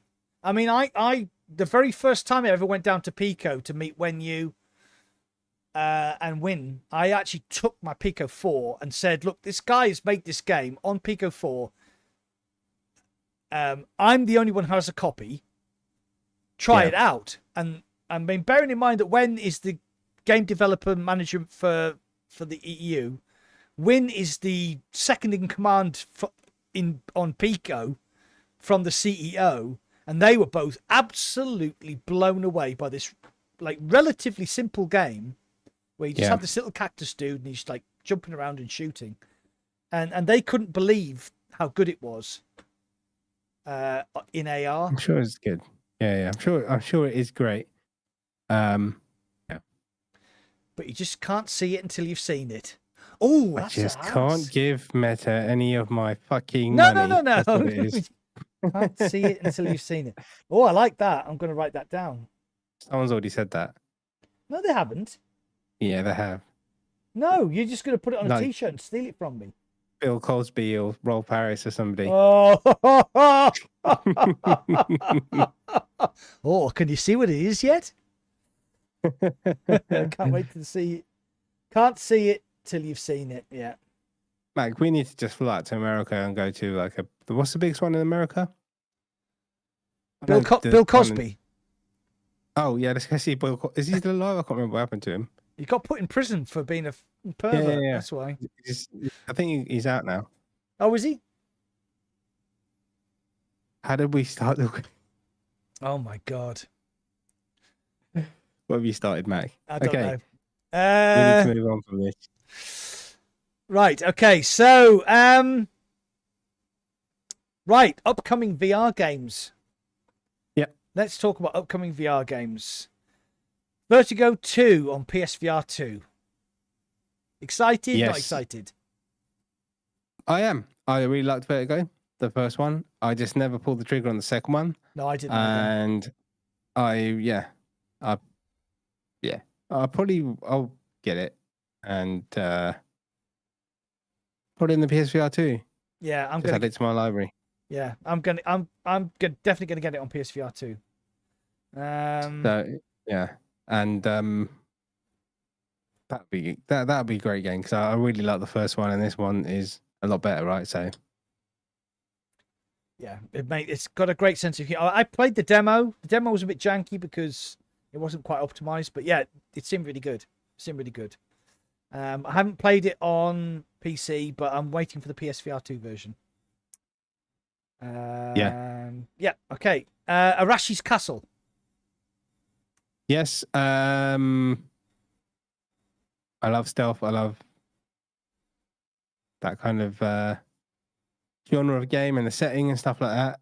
So hopefully they make it nice and add stuff to it compared to the PSVR 1 version, which is really cool for the time. But I think it just needs. They're gonna make it good. So I'm looking forward to that one. Parasite 82. Parasite 82 just said, I used to work at the BBC when Jimmy Savile was there. True story. Didn't you meet him, or was that that's Face? Face had a No, massage. it's Face. Right? Yeah, Face had a Yeah. Face had a rearward-facing massage from him. Yeah, I think he did.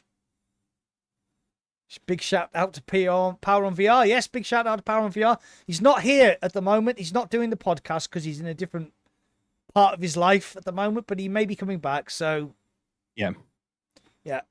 We talked to him. I saw him a week ago. He's good. He's good, but he's just not in the right place to do the podcast at the moment. But he may be coming back soon. Yeah. Right. So sorry, 1 second. Skiva said he got to play Arashi at Gamescom and it felt like a PSVR 2 game. It was really pretty. Oh, excellent. Yeah. So that's what I wanted. That's what I want. So yeah. Cool. Yeah. I'm I really pleased need a game like that. Googly, what happened to the Invisimic? It's gone, mate. Got rid of it. Got real mic. Invisimic's gone. You can get one for yourself if you want. You got a big voice mic. Turn that green, Mac. Turn that green and put it in front of the green screen for Googly Games. Do what? It to disappear.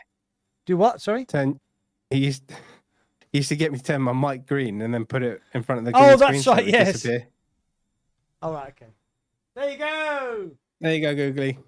Just still there, but hey. Hold on. Wait. Yeah. Wait. Hey. There you go. Just for you, Skiba, Googly. That's great. Yeah, Skiba gets to go to all of the conventions and that. So yeah, I'm looking forward to that. What else is out? What else is coming out, Mr. Mac? We have the one I'm most excited about. Vampire the Masquerade Justice. Yeah. That looks cool. It does look cool. It does look cool. Because somebody's I think it was it Upload VR said no, it wasn't Upload VR, it might have been Rotor VR said that Vampire the Masquerade Justice is a better stealth game than Hitman. And that's not really hard to beat.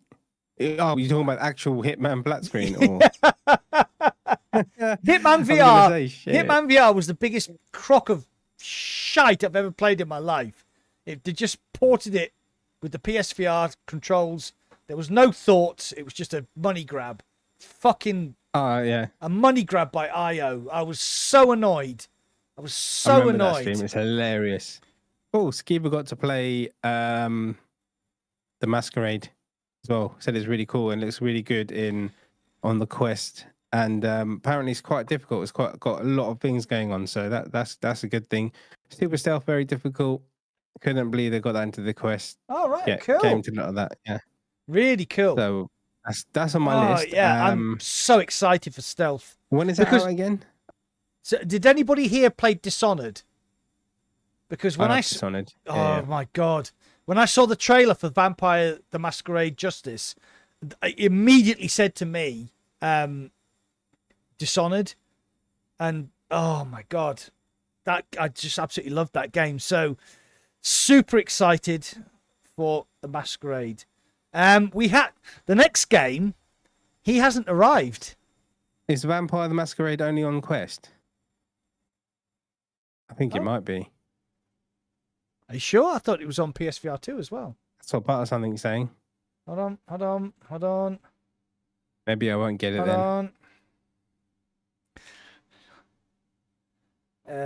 Right, hold on. Tube. I'm just looking through the article now. I'll just scroll straight to the bottom because you usually say it's due on this, that, and the other, don't they? Yeah. No. Right, so Quest 2, Quest 3, Quest Pro, PSVR 2. There you go. Oh, the stitched. That was no, close. Go, That was close, mate. Yeah, I'll get it on the PSVR 2 then. I was going to not play the game over there. Oh, I've gone off again. Yeah, you got to jump off and jump back on. Ah, for God's sakes. I mean, Hellsweeper's coming to the PC, VR, and PSVR 2 and Quest, right? Why does it keep doing that? Right. Sorry, what were you saying? Hellsweeper. Yeah, Hellsweeper, yeah. I'm not sure. I played it at EGX last year on the Quest 2. So I'm not 100% sure.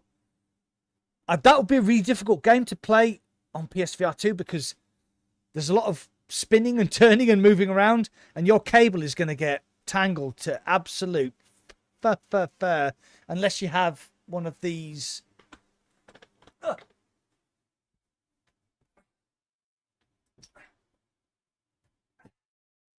What the fuck are you doing, Mac? Cable management systems. What the fuck happened Oh, there? yeah. I got one of those. Yeah. Oh, knock me sign over. Yeah, one of these Hellsweeper PSVR 2 is meant to be great. cable management Mr. systems. Skiba. Yep. I played it and it was amazing. It was like, but you have to have very, very strong VR legs. You have to have very strong VR legs because it's so fast. It is so fast and it's crazy. Are you drinking wine now? You had a couple of beers. No, I had one beer and then I'm having the wine. You know, you're criticizing me? You turned into my wife all of a sudden? I wish I was your wife. I'd show you a real good time. This makes me worry because I'm spending 2 days at your house in October. 2 nights, not 2 days. All right. Okay. The nights you got to worry about, not the days, mate. Well, to be fair, the last time I was down there, you drank so much you passed out. So. Yeah. Best part of the night. Back after a bottle of Pinot Grigio. Yeah, it's gone. Look at it. That's not green screen. I've actually drank that, so that's good. You can't beat the Christmas special from Oh last year, though. my God, we are not doing that again. No, we're going to do it again. Fuck it. Yeah, so System Critical 2 is coming out at the end of September. I'm surprised that he hasn't arrived because he normally does. He normally just appears. No, hold on. He's saving it because in 2 weeks' time, the next podcast, then he's got like 4 days before it comes out. So I think he's probably planned it for that. Oh, okay.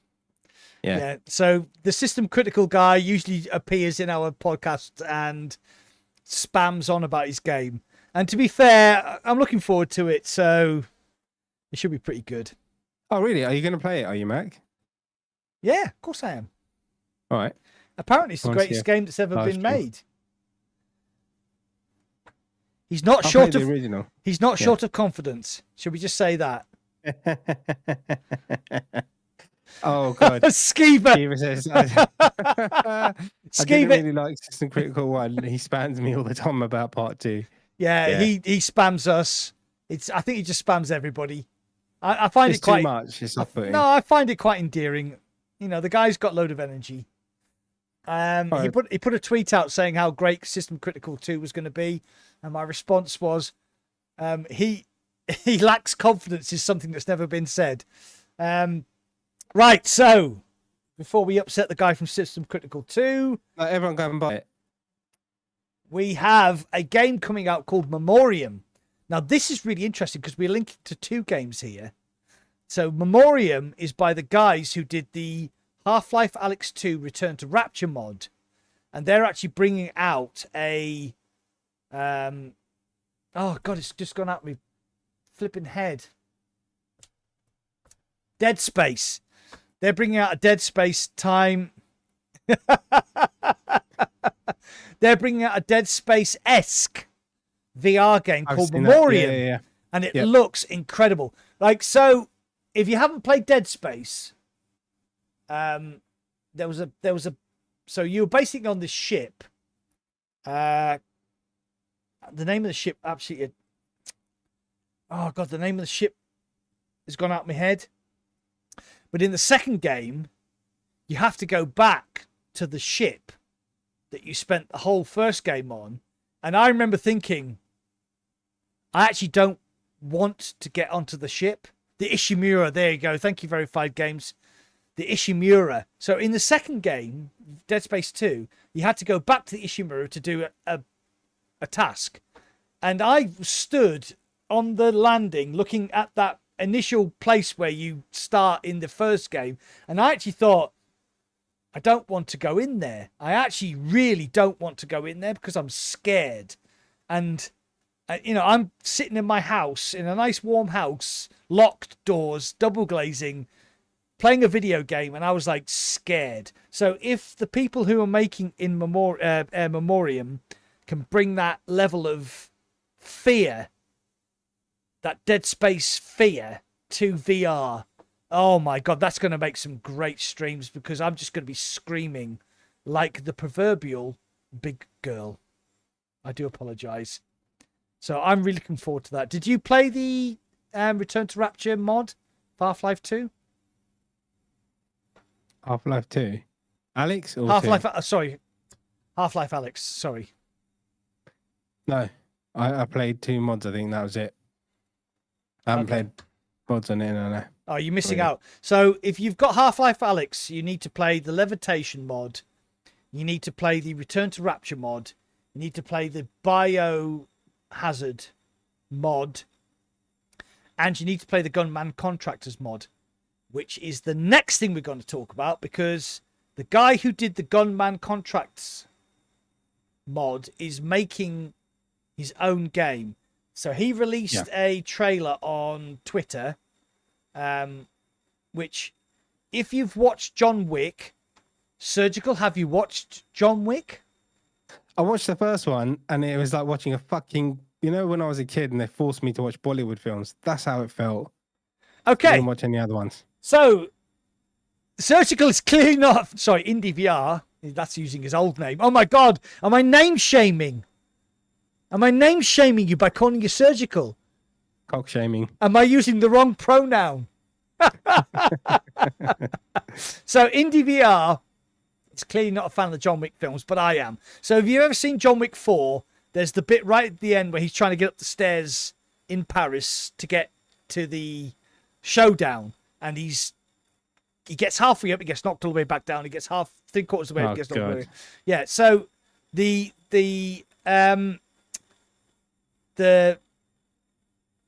scene that they showed on Twitter was basically that in VR in Gunman's Contracts. So it's basically recreating the scene from John Wick 4, which made me extremely excited.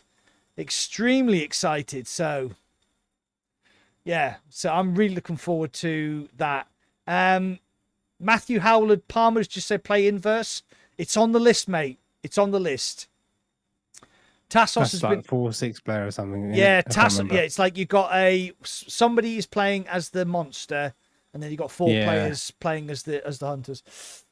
Tassos has been going on at me to play this for ages, so I've had access to it for ages. Yeah, so have I. Never played it.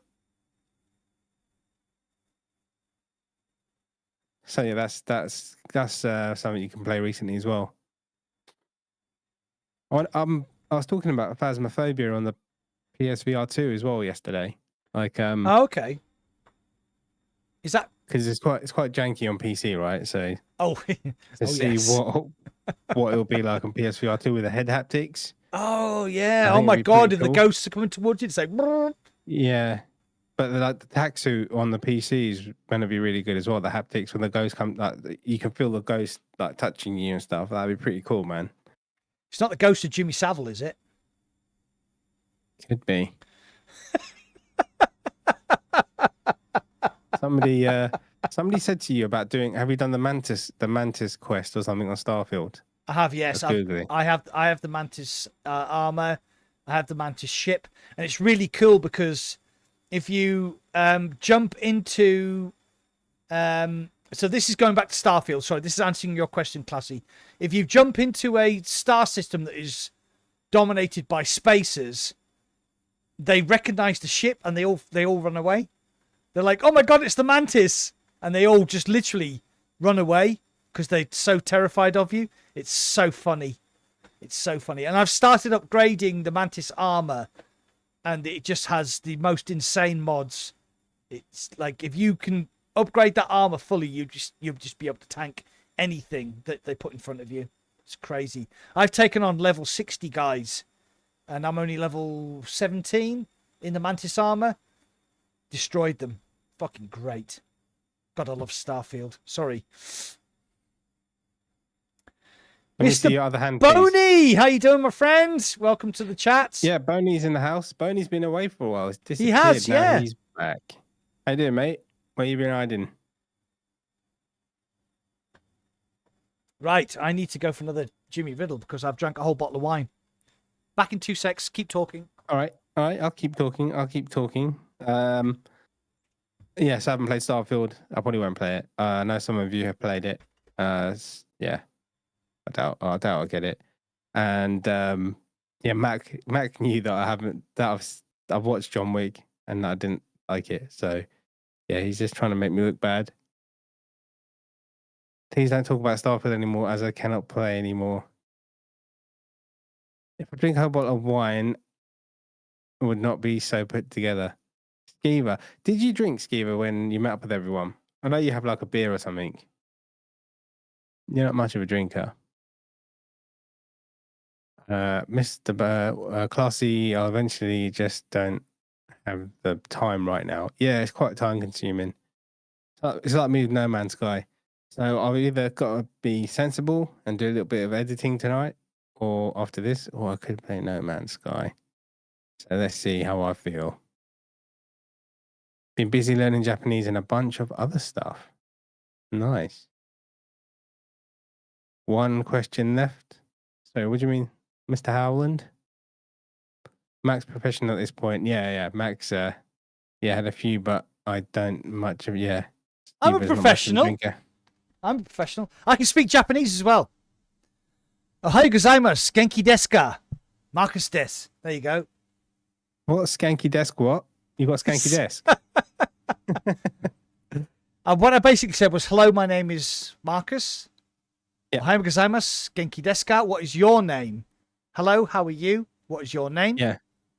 Marcus Des is my name. So Marcus Des. And arigatou gozaimasu. Thank you very much. And I remember that from my I can answer the phone. Mushy mushy. And that's about it. That is the And I worked for a Japanese company for 10 years, and that is literally all I learned. Because I'm just terrible at languages. Who is your favorite UFC fighter of all time? That's a hard one. Oh, Chuck Liddell probably, because that's what kind of the time when I started watching it around then. I really like Chuck Liddell, man. He was just a psycho. Justin Gaethje. There's so many. Justin Of all Gaethje for time. me. Yeah, Of I all know. time. I only started watching UFC about 3 years ago, and I would have said Tony Ferguson, but since then he's got his ass kicked more times than yeah. Tony, I think just for like yeah. When I started watching, it was Tony Ferguson was the guy who was on the way up. But then he got beat by Justin Gaethje, and he's never been the same ever since. Yeah. I think probably Liddell, just because of his like how mental he was. Like, and after the fights, he just got absolutely mad. Like, I love that shit. Jose Aldo. No, Royce Gracie was boring. Royce Gracie was boring to watch. That's when the Brazilian Jiu-Jitsu was just... it was just... They would get you on the floor and they would move you into position and choke you out. It was terrible. We've actually talked about doing a podcast, Mac, about boxing and we UFC did. and stuff, haven't we? We did, yeah, because I'm a massive boxing and UFC fan. So... yeah, and it wouldn't be good in our channels, but like it'd have to be something totally different. Yeah. Strickland Adesanya, yeah. See, Izzy, I always like, you know, Izzy Adesanya, I thought he was amazing. But it's always the same until you think these fights are incredible until they got knocked out. But you've also got to remember, so I've done, as you can tell by my nose, I've done a bit of fighting in my time. So I boxed when I was in the army, and then I did taekwondo and aikido. Quite a lot of... Oh, hello, Mr. Boney. He's put some Japanese on there. I did quite a lot of competitions in taekwondo, and it's... The thing is, you think you're great until you get knocked out.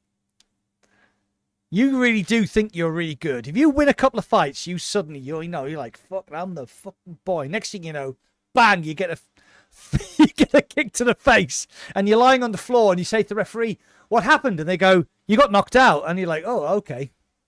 So with Adesanya, I thought he was absolutely fantastic until the moment he got knocked out. And then I think once you get knocked out like that, you kind of, like with Tony Ferguson, like Gaethje beat him, broke him, I think. You know, the referee stepped in when Gaethje cracked him, and the referee was like, I heard something break there. I'm going to stop this fight, because I think he actually cracked his eye bone, the bone around his eye. Yeah, he cracked his eye socket. The bone around there. Yeah, and the referee heard it and said, right, that's enough. Yeah. I had a weird feeling that was going to happen. Because he's a pretty big underdog, and I woke up at 4:30 on Sunday morning because I had to go out and do some stuff. And Gaethje was the underdog. No, I'm talking about the Adesanya fight. Oh, okay. Oh, right. Okay, yeah. So I just caught it as my mate showed up at the end. I watched the whole thing, and then at the end, good for him, man. Good for him. I love his like post-fight press conference, and like just everything he says is just absolutely fucking crazy. It cracks me up. Did you see his post-fight press conference? I did not know. Yeah. Okay. Let's talk about VR, because we're talking about UFC now. We're talking about UFC, but there is a UFC game coming out. That's not VR. Okay, let's not talk about that then.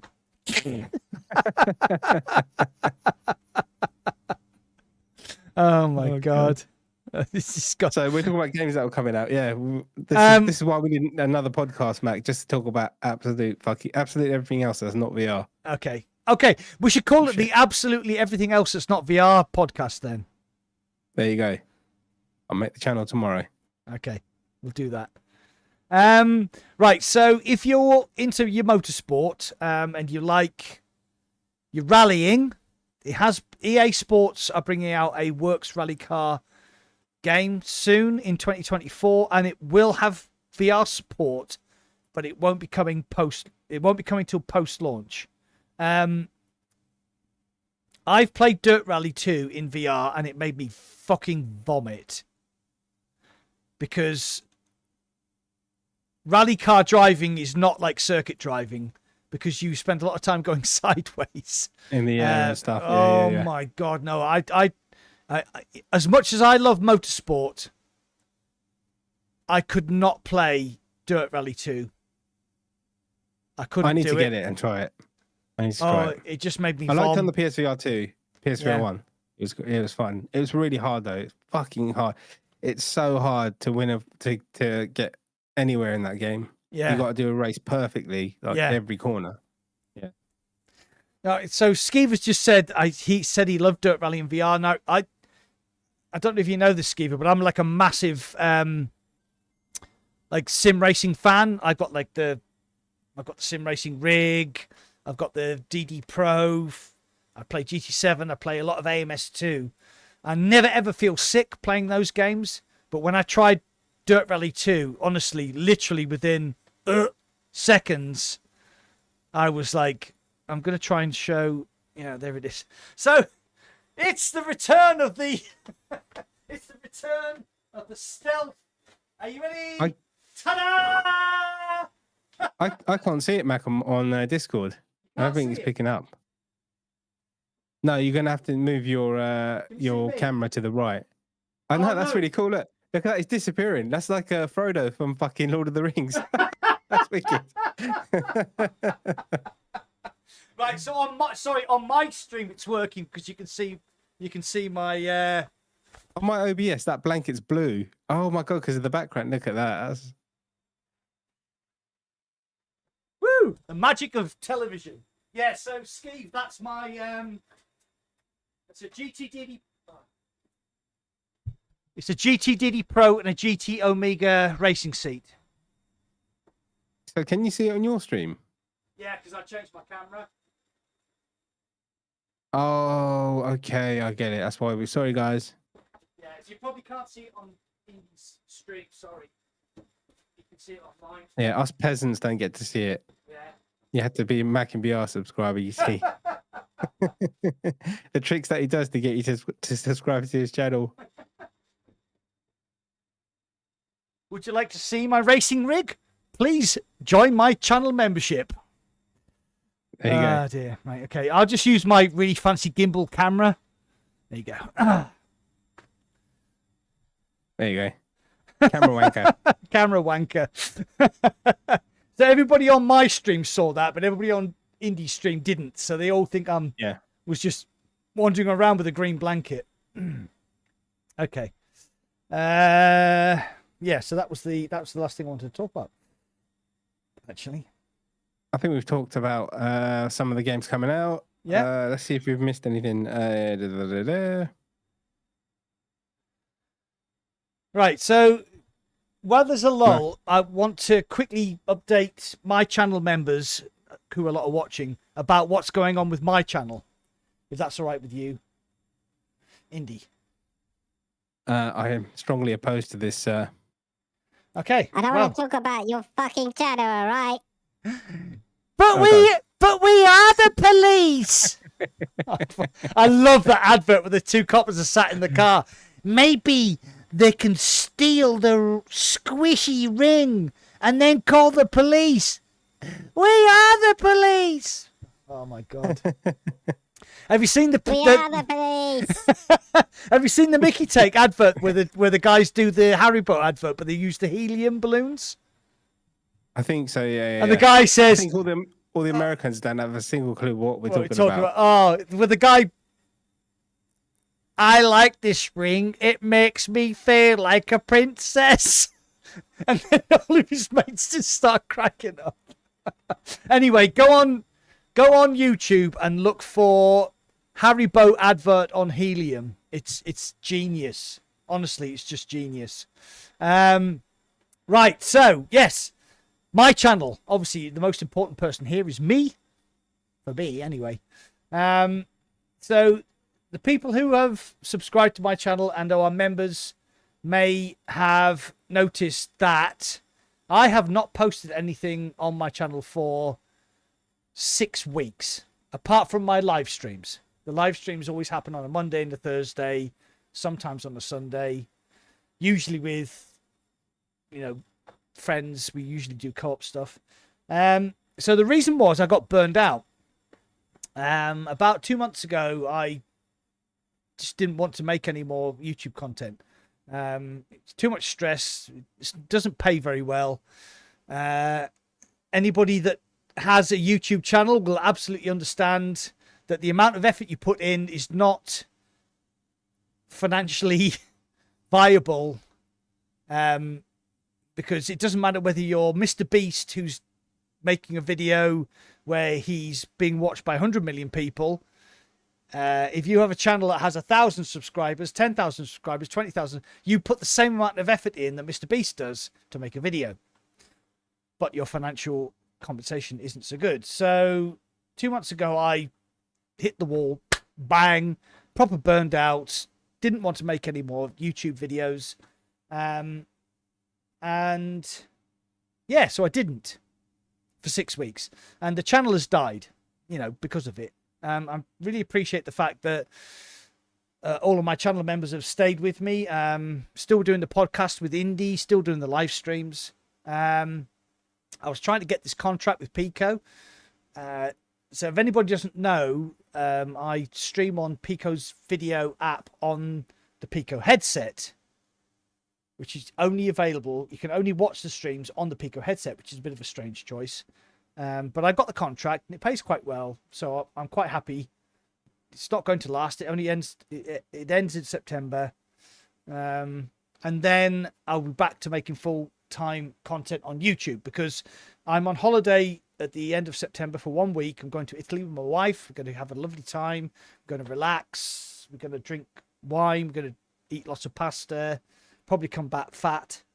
And at that point, I will be going back to my regular YouTube content. I'll be making at least one video a week again. And yeah, I just wanted to explain to everybody the reason I've been so distant, if you can, I suppose you can put it as distant. Yeah, I just got in a bad place. And I couldn't, I was still enjoying VR, but I couldn't see any content that I wanted to make. There's one video I've got running around in my mind, which I might do in October. Yeah, so that was the reason. So channel members will be getting the spin to win will be coming back. Have some giveaways to do. Channel members will be getting exclusive giveaways. I will be going back to full-time content creation at the beginning of October, because my Pico contract ends at the end of September. If the Pico contract comes back, I'll have to try and balance things around that. But yeah, it was just pure burnout. I got to 15,000 subs. I worked my ass off to get there. 3 years of work to get to 15,000 subs. And then I hit the wall. And it happens. But we just have to push through, don't we? And you, my friend, Indy, will have in your future, you will have the same thing happen to you. I guarantee it. You will get to a point where you just think, oh my good fucking God. I'm there now, mate. Oh, thank you, Parasite. Thank you, my friend.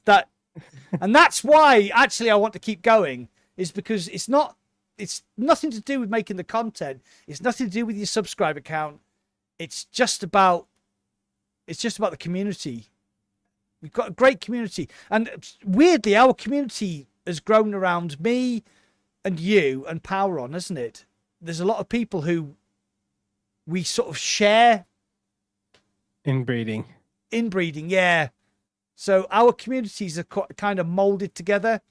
So me, Power On, and Indy, obviously doing the podcast. There's a lot of people involved in all of our communities, and we have a lot of crossover, and I think it's really nice.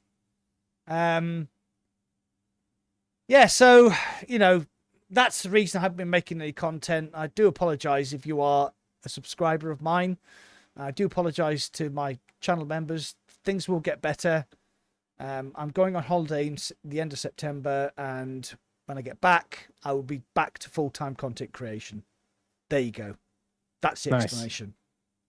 Excellent. That's what we want to see, Mac. Cross that off the list. Get back into it, you know? Definitely do it. Yeah. Because it's been a bit weird, because normally we talk about on the phone and your videos and what you're going to do, and then we talk about ideas, and recently it's just been non-existent, really, isn't it? Yeah, but it's the same, because obviously obviously Power on VR kind of had the same problem as me, but he had it a bit earlier than I did. And he was like, obviously so the difference between me and Power on VR and Indie is I'm actually retired. So this is actually my full-time job. You know, playing video games in virtual reality in my YouTube channel. That's actually my full-time job. So, Power on VR has a really difficult job, and he has a family and he has kids, and he's trying to balance all that out. And for him, it just wasn't working. So he took a break. And at the same time, you were kind of like you yourself, you were kind of sort of, I don't know, traveling along a little bit, and then all of a sudden you got this really great opportunity from Brilliant, and then you got all this other opportunities dropped into your lap. So you were like kind of sort of reinvigorated for VR.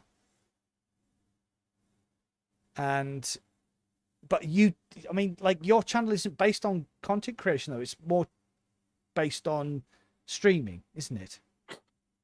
Yeah, I'm more of a streamer. I've got a few ideas for videos because I've always wanted to get a good. Oh, Parasite, thank you very much, sir. Oh, Parasite! For the donation.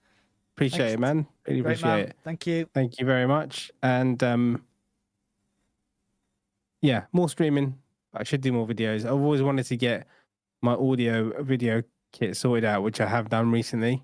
And so yeah, I should.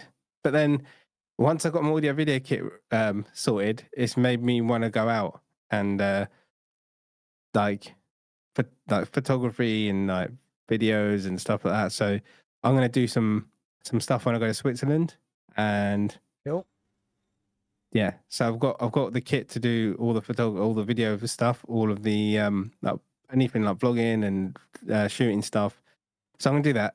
I've actually started another channel, and there's nothing on it yet, but I've started it. I'm waiting to get the graphics and all that sorted out, and I'm gonna be doing stuff on there as well, like going places and filming it basically. So yeah, that's something I'm gonna be doing. I'll still be doing the VR stuff. It's just like getting the camera has made me like realize, okay, this is pretty cool. I should use it for other stuff. So that's another thing I'm going to do. So I do VR, and I'm probably going to do another channel. Some people are like, oh, you can't juggle both channels, but all I really do is stream. You know, it's not like I put out a video every week. Yeah. So it's just like it's kind of ad hoc, like, you know. So. Yeah. So my problem was that I could like do I could do a stream and I'd get 400 or 500 views, and then I could spend 20 hours doing a video and get 400 or 500 views, and then you think, yeah, you know, I mean, I absolutely love streaming. I do. I love playing video games and having the interaction with everybody while you're playing, especially if you're playing something like No Man's Sky, and people are saying, oh, you can do this, you can do that, and it's absolutely brilliant.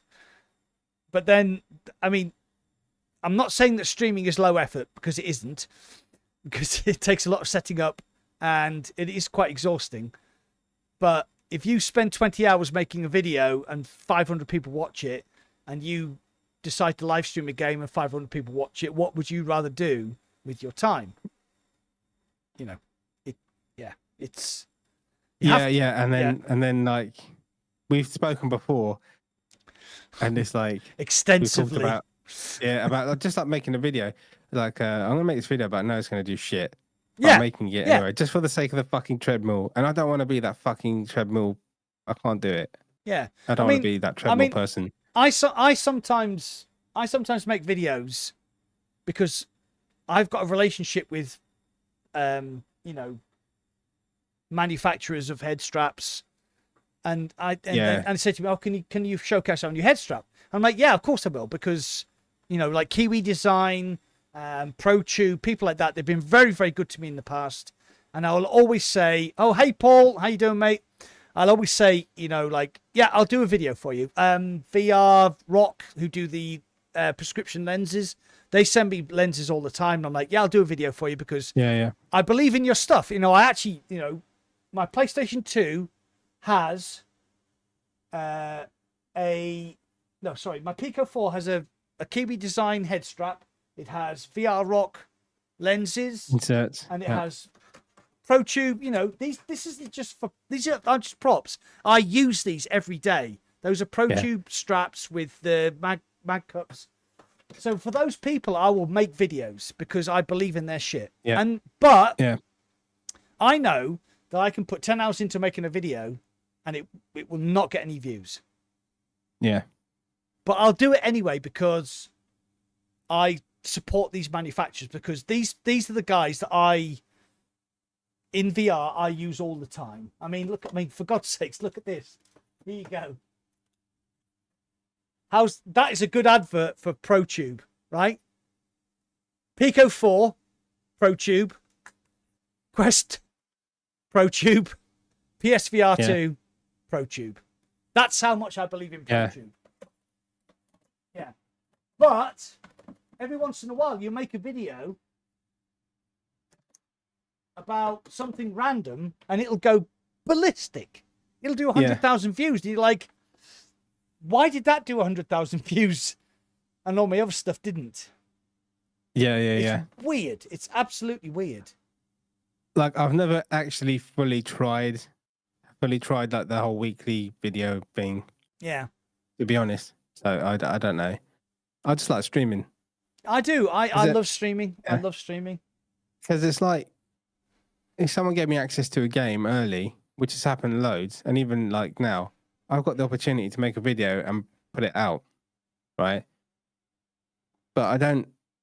It's like you're sitting there playing on your own. I enjoy playing it with other people, if you get what I mean, and interacting with people, and people asking me, "Can you do this and that?" And then me discovering it for the first time. That's why I play games like blind. I don't really look into stuff before I play the game. Yeah, I really do prefer streaming, but I could test it out for like, I don't know, 3 months and just do one video a week. But what are you doing? I'm going to answer Paul from the VR Realms asked me a question. So as soon as you finish talking, I'm going to answer this question. Yeah, and Slow Coach. Yeah, I've got a shelf unit right there. I've got a unit right there. It's got controllers, headsets, cameras, microphones, stands, consoles, vitamins, and some games. Yeah, so I've got a stand there. Going back. Yeah, so Paul asked me whether the Pro Tube adapters for the PlayStation 2 are easy to evolve. So I don't know whether you actually tried the version 2s for the indexes. So if you can see, there's no tie wraps. Basically what you do is there's two halves. There's this half, and there's that half, and there's a small lever here, if you can see that. Can you see that? Right, okay. So you basically undo the lever, and then the whole thing just clips on, and you do lever up. Done. Takes 5 seconds, if that. And if it's not quite tight enough, there's a little Allen key here, which you can just tighten it up. Done. No, honestly, mate, it's like lever on, lever up. If it's too loose, just do up that. 10 seconds. Yeah. No tie wraps. No tie wraps like the original Index ones. Oh my God, they were fucking horrible. Not the ones I've got. Oh, the ones I sent you, which you never used with the Pro Tube I sent you as well. Sorry, I'm losing you. Back? Sorry? Hello? Hello? Hello? Hello?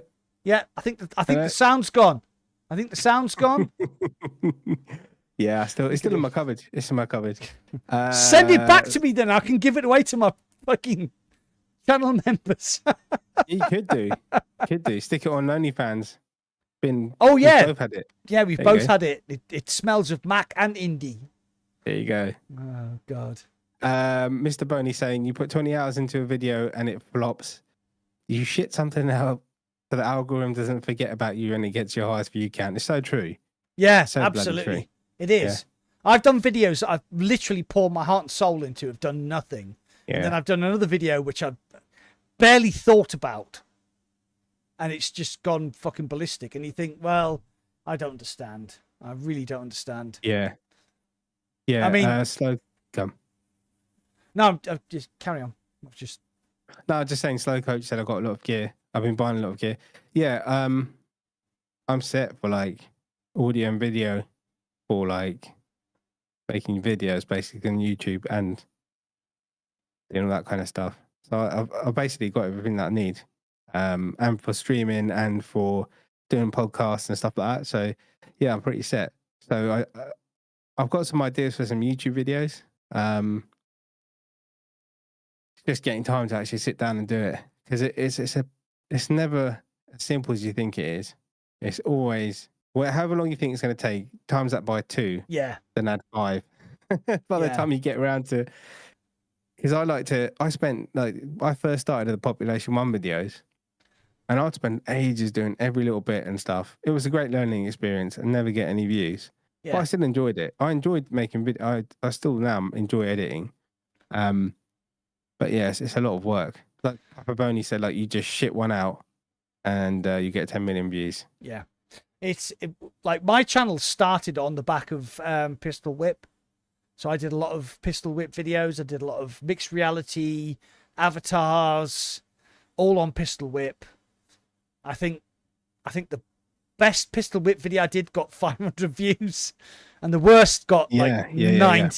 Got 90 or something like that. But I loved making them, and it does teach you a lot about making videos. So yeah, it's I don't know.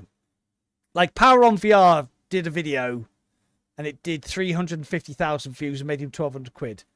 And he was like, that wasn't any different from any of the other videos I've made. It just was released at the right time. And obviously the wording and the algorithm picked it up and it went. And he's since made the same video, like 6 months down the line, make the same video, and it didn't do anything. So it's just like, yeah. I mean, I'm going to do a video, right? And I'm going to fucking be as slack as I can and just kind of slap it together and not do all the bells and whistles that I normally do. And I'm going to slap it. I'm going to do an experiment. Fuck it. I'm going to do an experiment. I'm just going to rip the footage, stick it on there, just do me talking like this for like 30 seconds, voiceover, fucking throw it on there. This is XYZ, and just throw it on YouTube. Just see what happens. Yeah. Oh, yeah. Yeah, I know. I understand. Like, so I'm going to use Beardo Benjo as an example here. And it's no disrespect to him.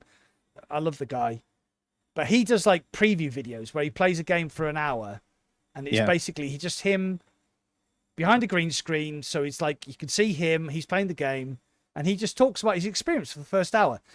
Perfectly great format. He does it a lot, gets loads of views. But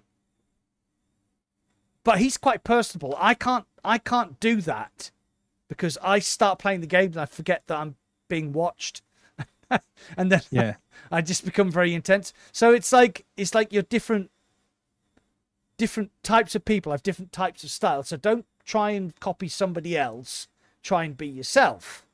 But trying to find out how to be yourself is really difficult. It is really difficult. And it's for all the people in the chat who have VR channels and are trying to build up their channels, it's like, whatever you're doing, don't copy anybody else. Just be yourself and do your own stuff. And that's the best advice I could possibly give to anybody. You just need to be yourself. So I just need to be a drunken bastard. There you go. You need a beard, apparently. Grow a beard, Mac, and you get more views. Oh, grow a beard and have a bald head. Like Mike and Beardo and all those others. Yeah, I see. Oh, Parasite. Thank you very much, my friend. Cheers, mate. Thank you. Austin Harley. I love how your porn in VR videos your fourth highest watched. Exactly. Yeah. Exactly. And that got demonetized. That video got demonetized. Because I said the P word and I said the S word. So I said porn, I said sex. And I said wanking, and I said masturbation, and I said all those words that the algorithm doesn't. Yeah, video. I just demonetized myself on this video as well. Who cares?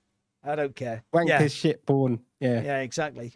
Yeah, you can't say anything on YouTube that is anything controversial because it'll just demonetize you. It's the word, like, it's one of the reasons that Joe Rogan left YouTube is because they were talking about stuff that you can just have a conversation. We could be having a conversation about masturbation. We're adults, right? I'm 56. Serge is 41. And we're going to talk about masturbation. All right? Demonetized. Okay. Why? Oh, why? I thought we were actually going to talk about it. Oh, no. It's getting excited to come. But why if you're above the age of legal consent, can you not talk about masturbation without getting demonetized? It's crazy. It's crazy. And that, like you said, that porn video, it did like 50,000 views or something, got demonetized. Yeah. Thank you, Diego. Thank you very much for the donation. Diego. Cheers, mate. Thanks a lot, mate. It's all appreciated. Diego. Yeah, appreciate it, man. I still don't know where you've been, Diego. You got some explaining to do. I swear you're a mod on my Discord as well, and you just went completely AWOL. The whole thing's falling apart without you. It's fucked. I had to close it down. There's no more Discord. Oh, Parasite, thank you very much. Thanks, Parasite. Thank you for donating again. I appreciate it. Oh my God. Yeah, thank you, Parasite. I really appreciate it. Equally Keep generous. the change, you filthy animal. Oh my God. Oh man. But well, at least we can talk about all this stuff and openly, you know what I mean? Oh God, Diego. Thank you very much, Diego. It's meant to be a $5. I really appreciate it. It's going to cost more than that to sort my Discord out, mate. I appreciate it, mate. It's good to see you again. And it's great to see all of you here, man. I know we do ramble on about shit that doesn't have anything to do with VR sometimes, but it's just a conversation and a half, right? Paul from the VR Realm just said, this is why I didn't stream really until YouTube forced me onto Twitch. Just like to concentrate on the game. He says, by the way, getting my willy out might have taken it too far. Yes, that might be why you got banned then. Oh, Paul, it might have been your avatar's camel toe. I always talk about his avatar's camel. He's furry. Avatar's camel toe. He's got another one. He's got loads of different camel toes. He has. Oh no, I'm talking about his furry. I thought it was a penis or something. Oh really? Do you think that's why he maybe got banned then? Wow, that would be fucking random. That would be random. It's almost like me saying to my friend, sell a kidney, and then getting banned from Facebook for fucking 6 weeks. The day after I retired. Yeah, I remember. Oh God, I remember that whole fiasco. That was so shit. It was fucking crazy. Right, Parasite Green. YouTube is getting ridiculous now because all of my live streams now are ad restricted because I use swear words, because I'm an adult, because I'm a adult with free will. I say the word fuck, bastard, whatever, and that then ad not responsible for ads. What's it called? Ad restricted. Yeah, that's it. It's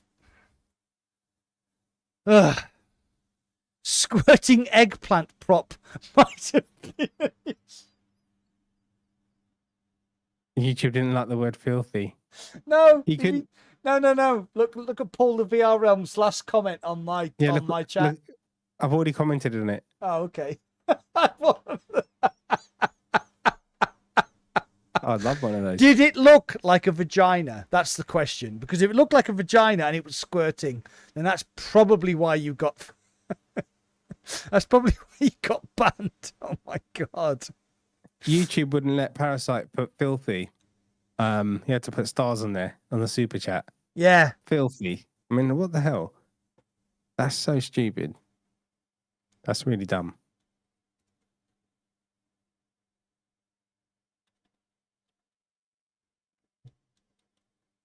You out there, mate?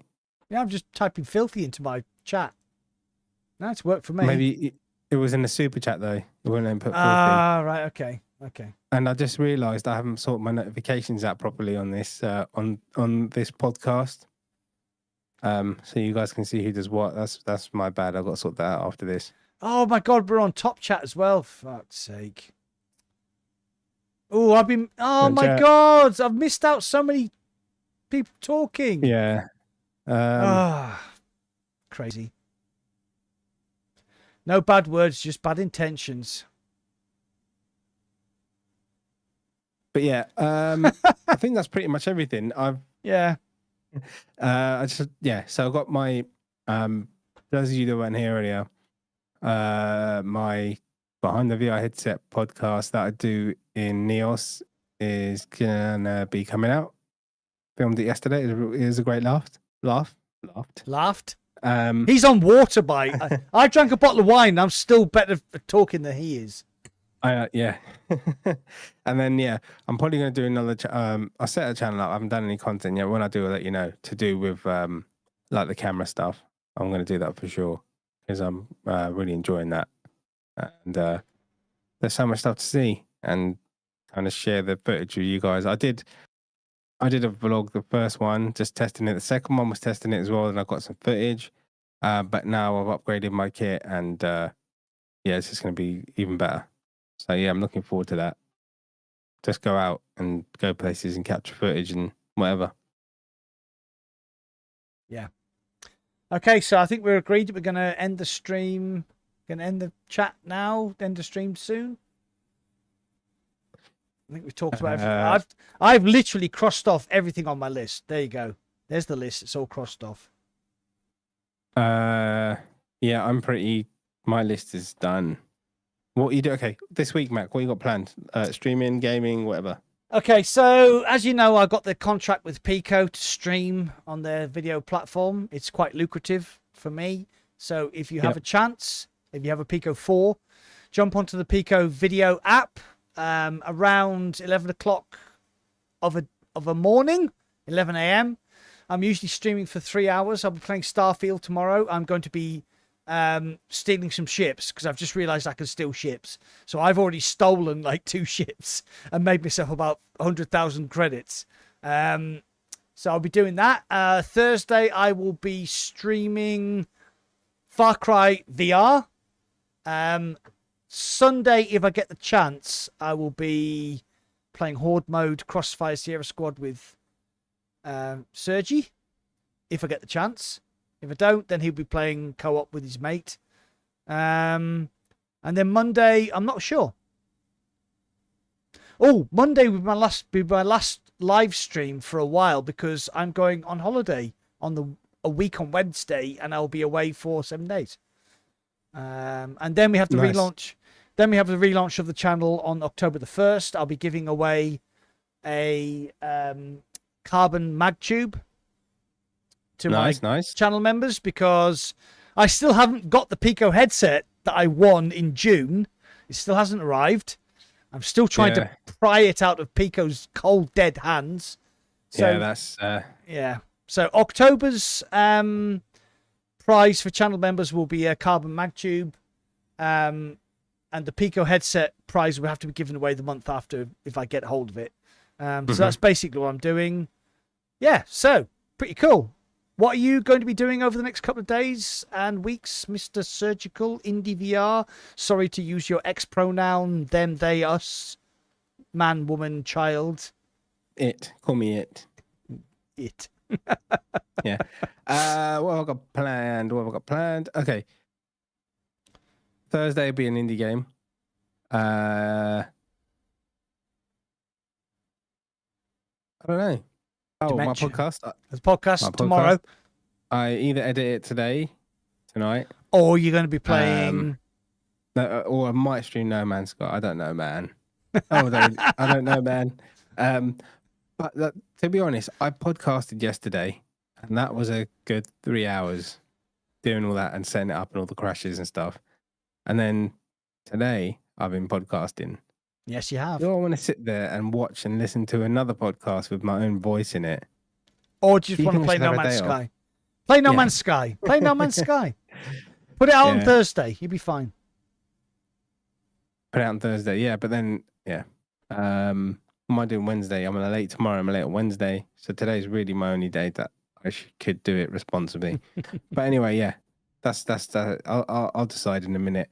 I need a drone next. A friend of mine has actually given me a drone. Mac, do you remember my friend on my birthday who was absolutely?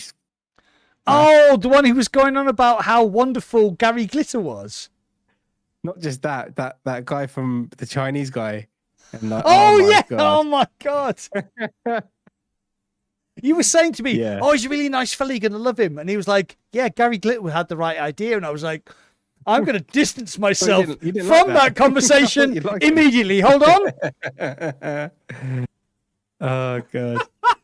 Yeah, that was really funny, man. He was drunk. He was the most drunk man I've ever seen in my life. That was crazy. I'm gonna say he is normally like a happy, cuddly bear, and Yeah. I think he must have been on it for a couple of days to be that smashed. Anyway, my whole point was he's the one he said he'd give me a drone, Okay. and someone was saying I should get a drone. Okay. What else? I think that's it. Indie Inverse. Who's Matt? Are you a developer of Inverse, or do you play it, or Who's that? Sorry? it's Matt. Oh, Hammond. Matt Hammond. No, He said, yeah, I he had- keeps I had going. access to it I've got- months and months and months ago, and I I've didn't got play access it, to so- it. Yeah, I've got access to it, and I haven't played it either. But Tassos has said he's played it, and he said it's really, really good. And he said we need to do a stream. He said because it's really, really top notch. So if Matthew Howard Palmer is the developer of Inverse, yeah, we're gonna do it. It looks really good. Yeah. Diego Doggo, the Pico streaming app is terrible, but watch my streams. They're in 3D. Yeah. It's amazing. So VR's been pretty quiet for me. The indie stuff's hasn't been like, it's been quiet, man. There hasn't been much coming out, but I see things coming now. So yeah, I like just pulling games out that people don't even know about and just playing Yeah. them. So there's a few games. There's actually one game I'm not going to talk about, but it's quite a big one, and I think I might be able to. I might have blagged it so I can stream it before anyone else. But that'd be in October. But there hasn't been a lot of exciting stuff that's been exciting me. But now there is stuff starting to come through, so be a lot more indie stuff going on. Yeah. Okay. So I'm going to say goodbye to the people in my chat. Yes. So Diego, Simon, Clueless, Wolveraza, Clicks, obviously Skeever on your end, Matthew Howard Palmer. If you are the developer of Inverse, then get in touch with us. Assassin, Wolveraza, as usual. Paul, thank you very much. Flying High. Yeah, okay. Thanks, guys. Thanks for watching. Yeah. I'll let Indy say his goodbyes. Yeah, in my chat I'll say it really fast. Okay. So there's so many people, but let's start. So you got Paul from the VR RAM, you got Diego Data, you got Mr. Body VR, you got Indie VR. Oh shit, that's me. Who else you got? Well, Parasite, I've already done it, man. Oh shit. I think that's the Classy Buddy, Analog Joker, the Googly, and I'd like to thank my mummy and daddy for having sex and making me. There you go. So I don't know if anybody here also watches cycling, but there's an Irish guy who does the commentary on like the Vuelta and the Giro d'Italia, and this is an impersonation of him. Oh, see, there's the little fella on the bicycle, and he's riding up the mountain, and there's another fella on the bicycle behind him who's trying to catch him, but the fella on the bicycle at the front is a little bit quicker than the fella on the bicycle behind him, and there's another fella on a bicycle who's behind the guy who's behind the fella on the bicycle, and he is actually a Tour de France winner, and he is actually a commentator on Eurosport. And if you actually go and watch the cycling on Eurosport, that guy is real. He's real, and it's like a scene from Father Ted. Honest to God, go and watch cycling on Eurosport, and you'll see this guy. He's amazing. Or I've never seen it. There's a little fella on the bike. Oh, the little fella on the bicycle. He's fallen off his bicycle. And the other fellas on the bicycles, they've all ridden past him, and the little fella's lying in the ditch on the bicycle, and I think he's dead. Or it's really sad. But all the other fellas on the bicycle have all ridden past him, so that's really good. And now there's a no, it's just a little fella on a bicycle who's ridden past him. It's like watching a 3-hour fucking episode of Father Ted. It's fucking fantastic. I can't even remember what his name is, but there you go. Anyway. Right. Okay. I'll have to chip in one day. I want that fucking audio mixer, and we're going to do the whole podcast in the Haribo child voices. Haribo, oh god, yeah, that'll probably do people's fucking heads in, I think, within 5 minutes. But we're the police. I love the Haribo adverts. The Haribo adverts. They were fucking shit. No, that's the devil they're actually version right. of them. Yeah. I mean, it's got other stuff in here. Monster.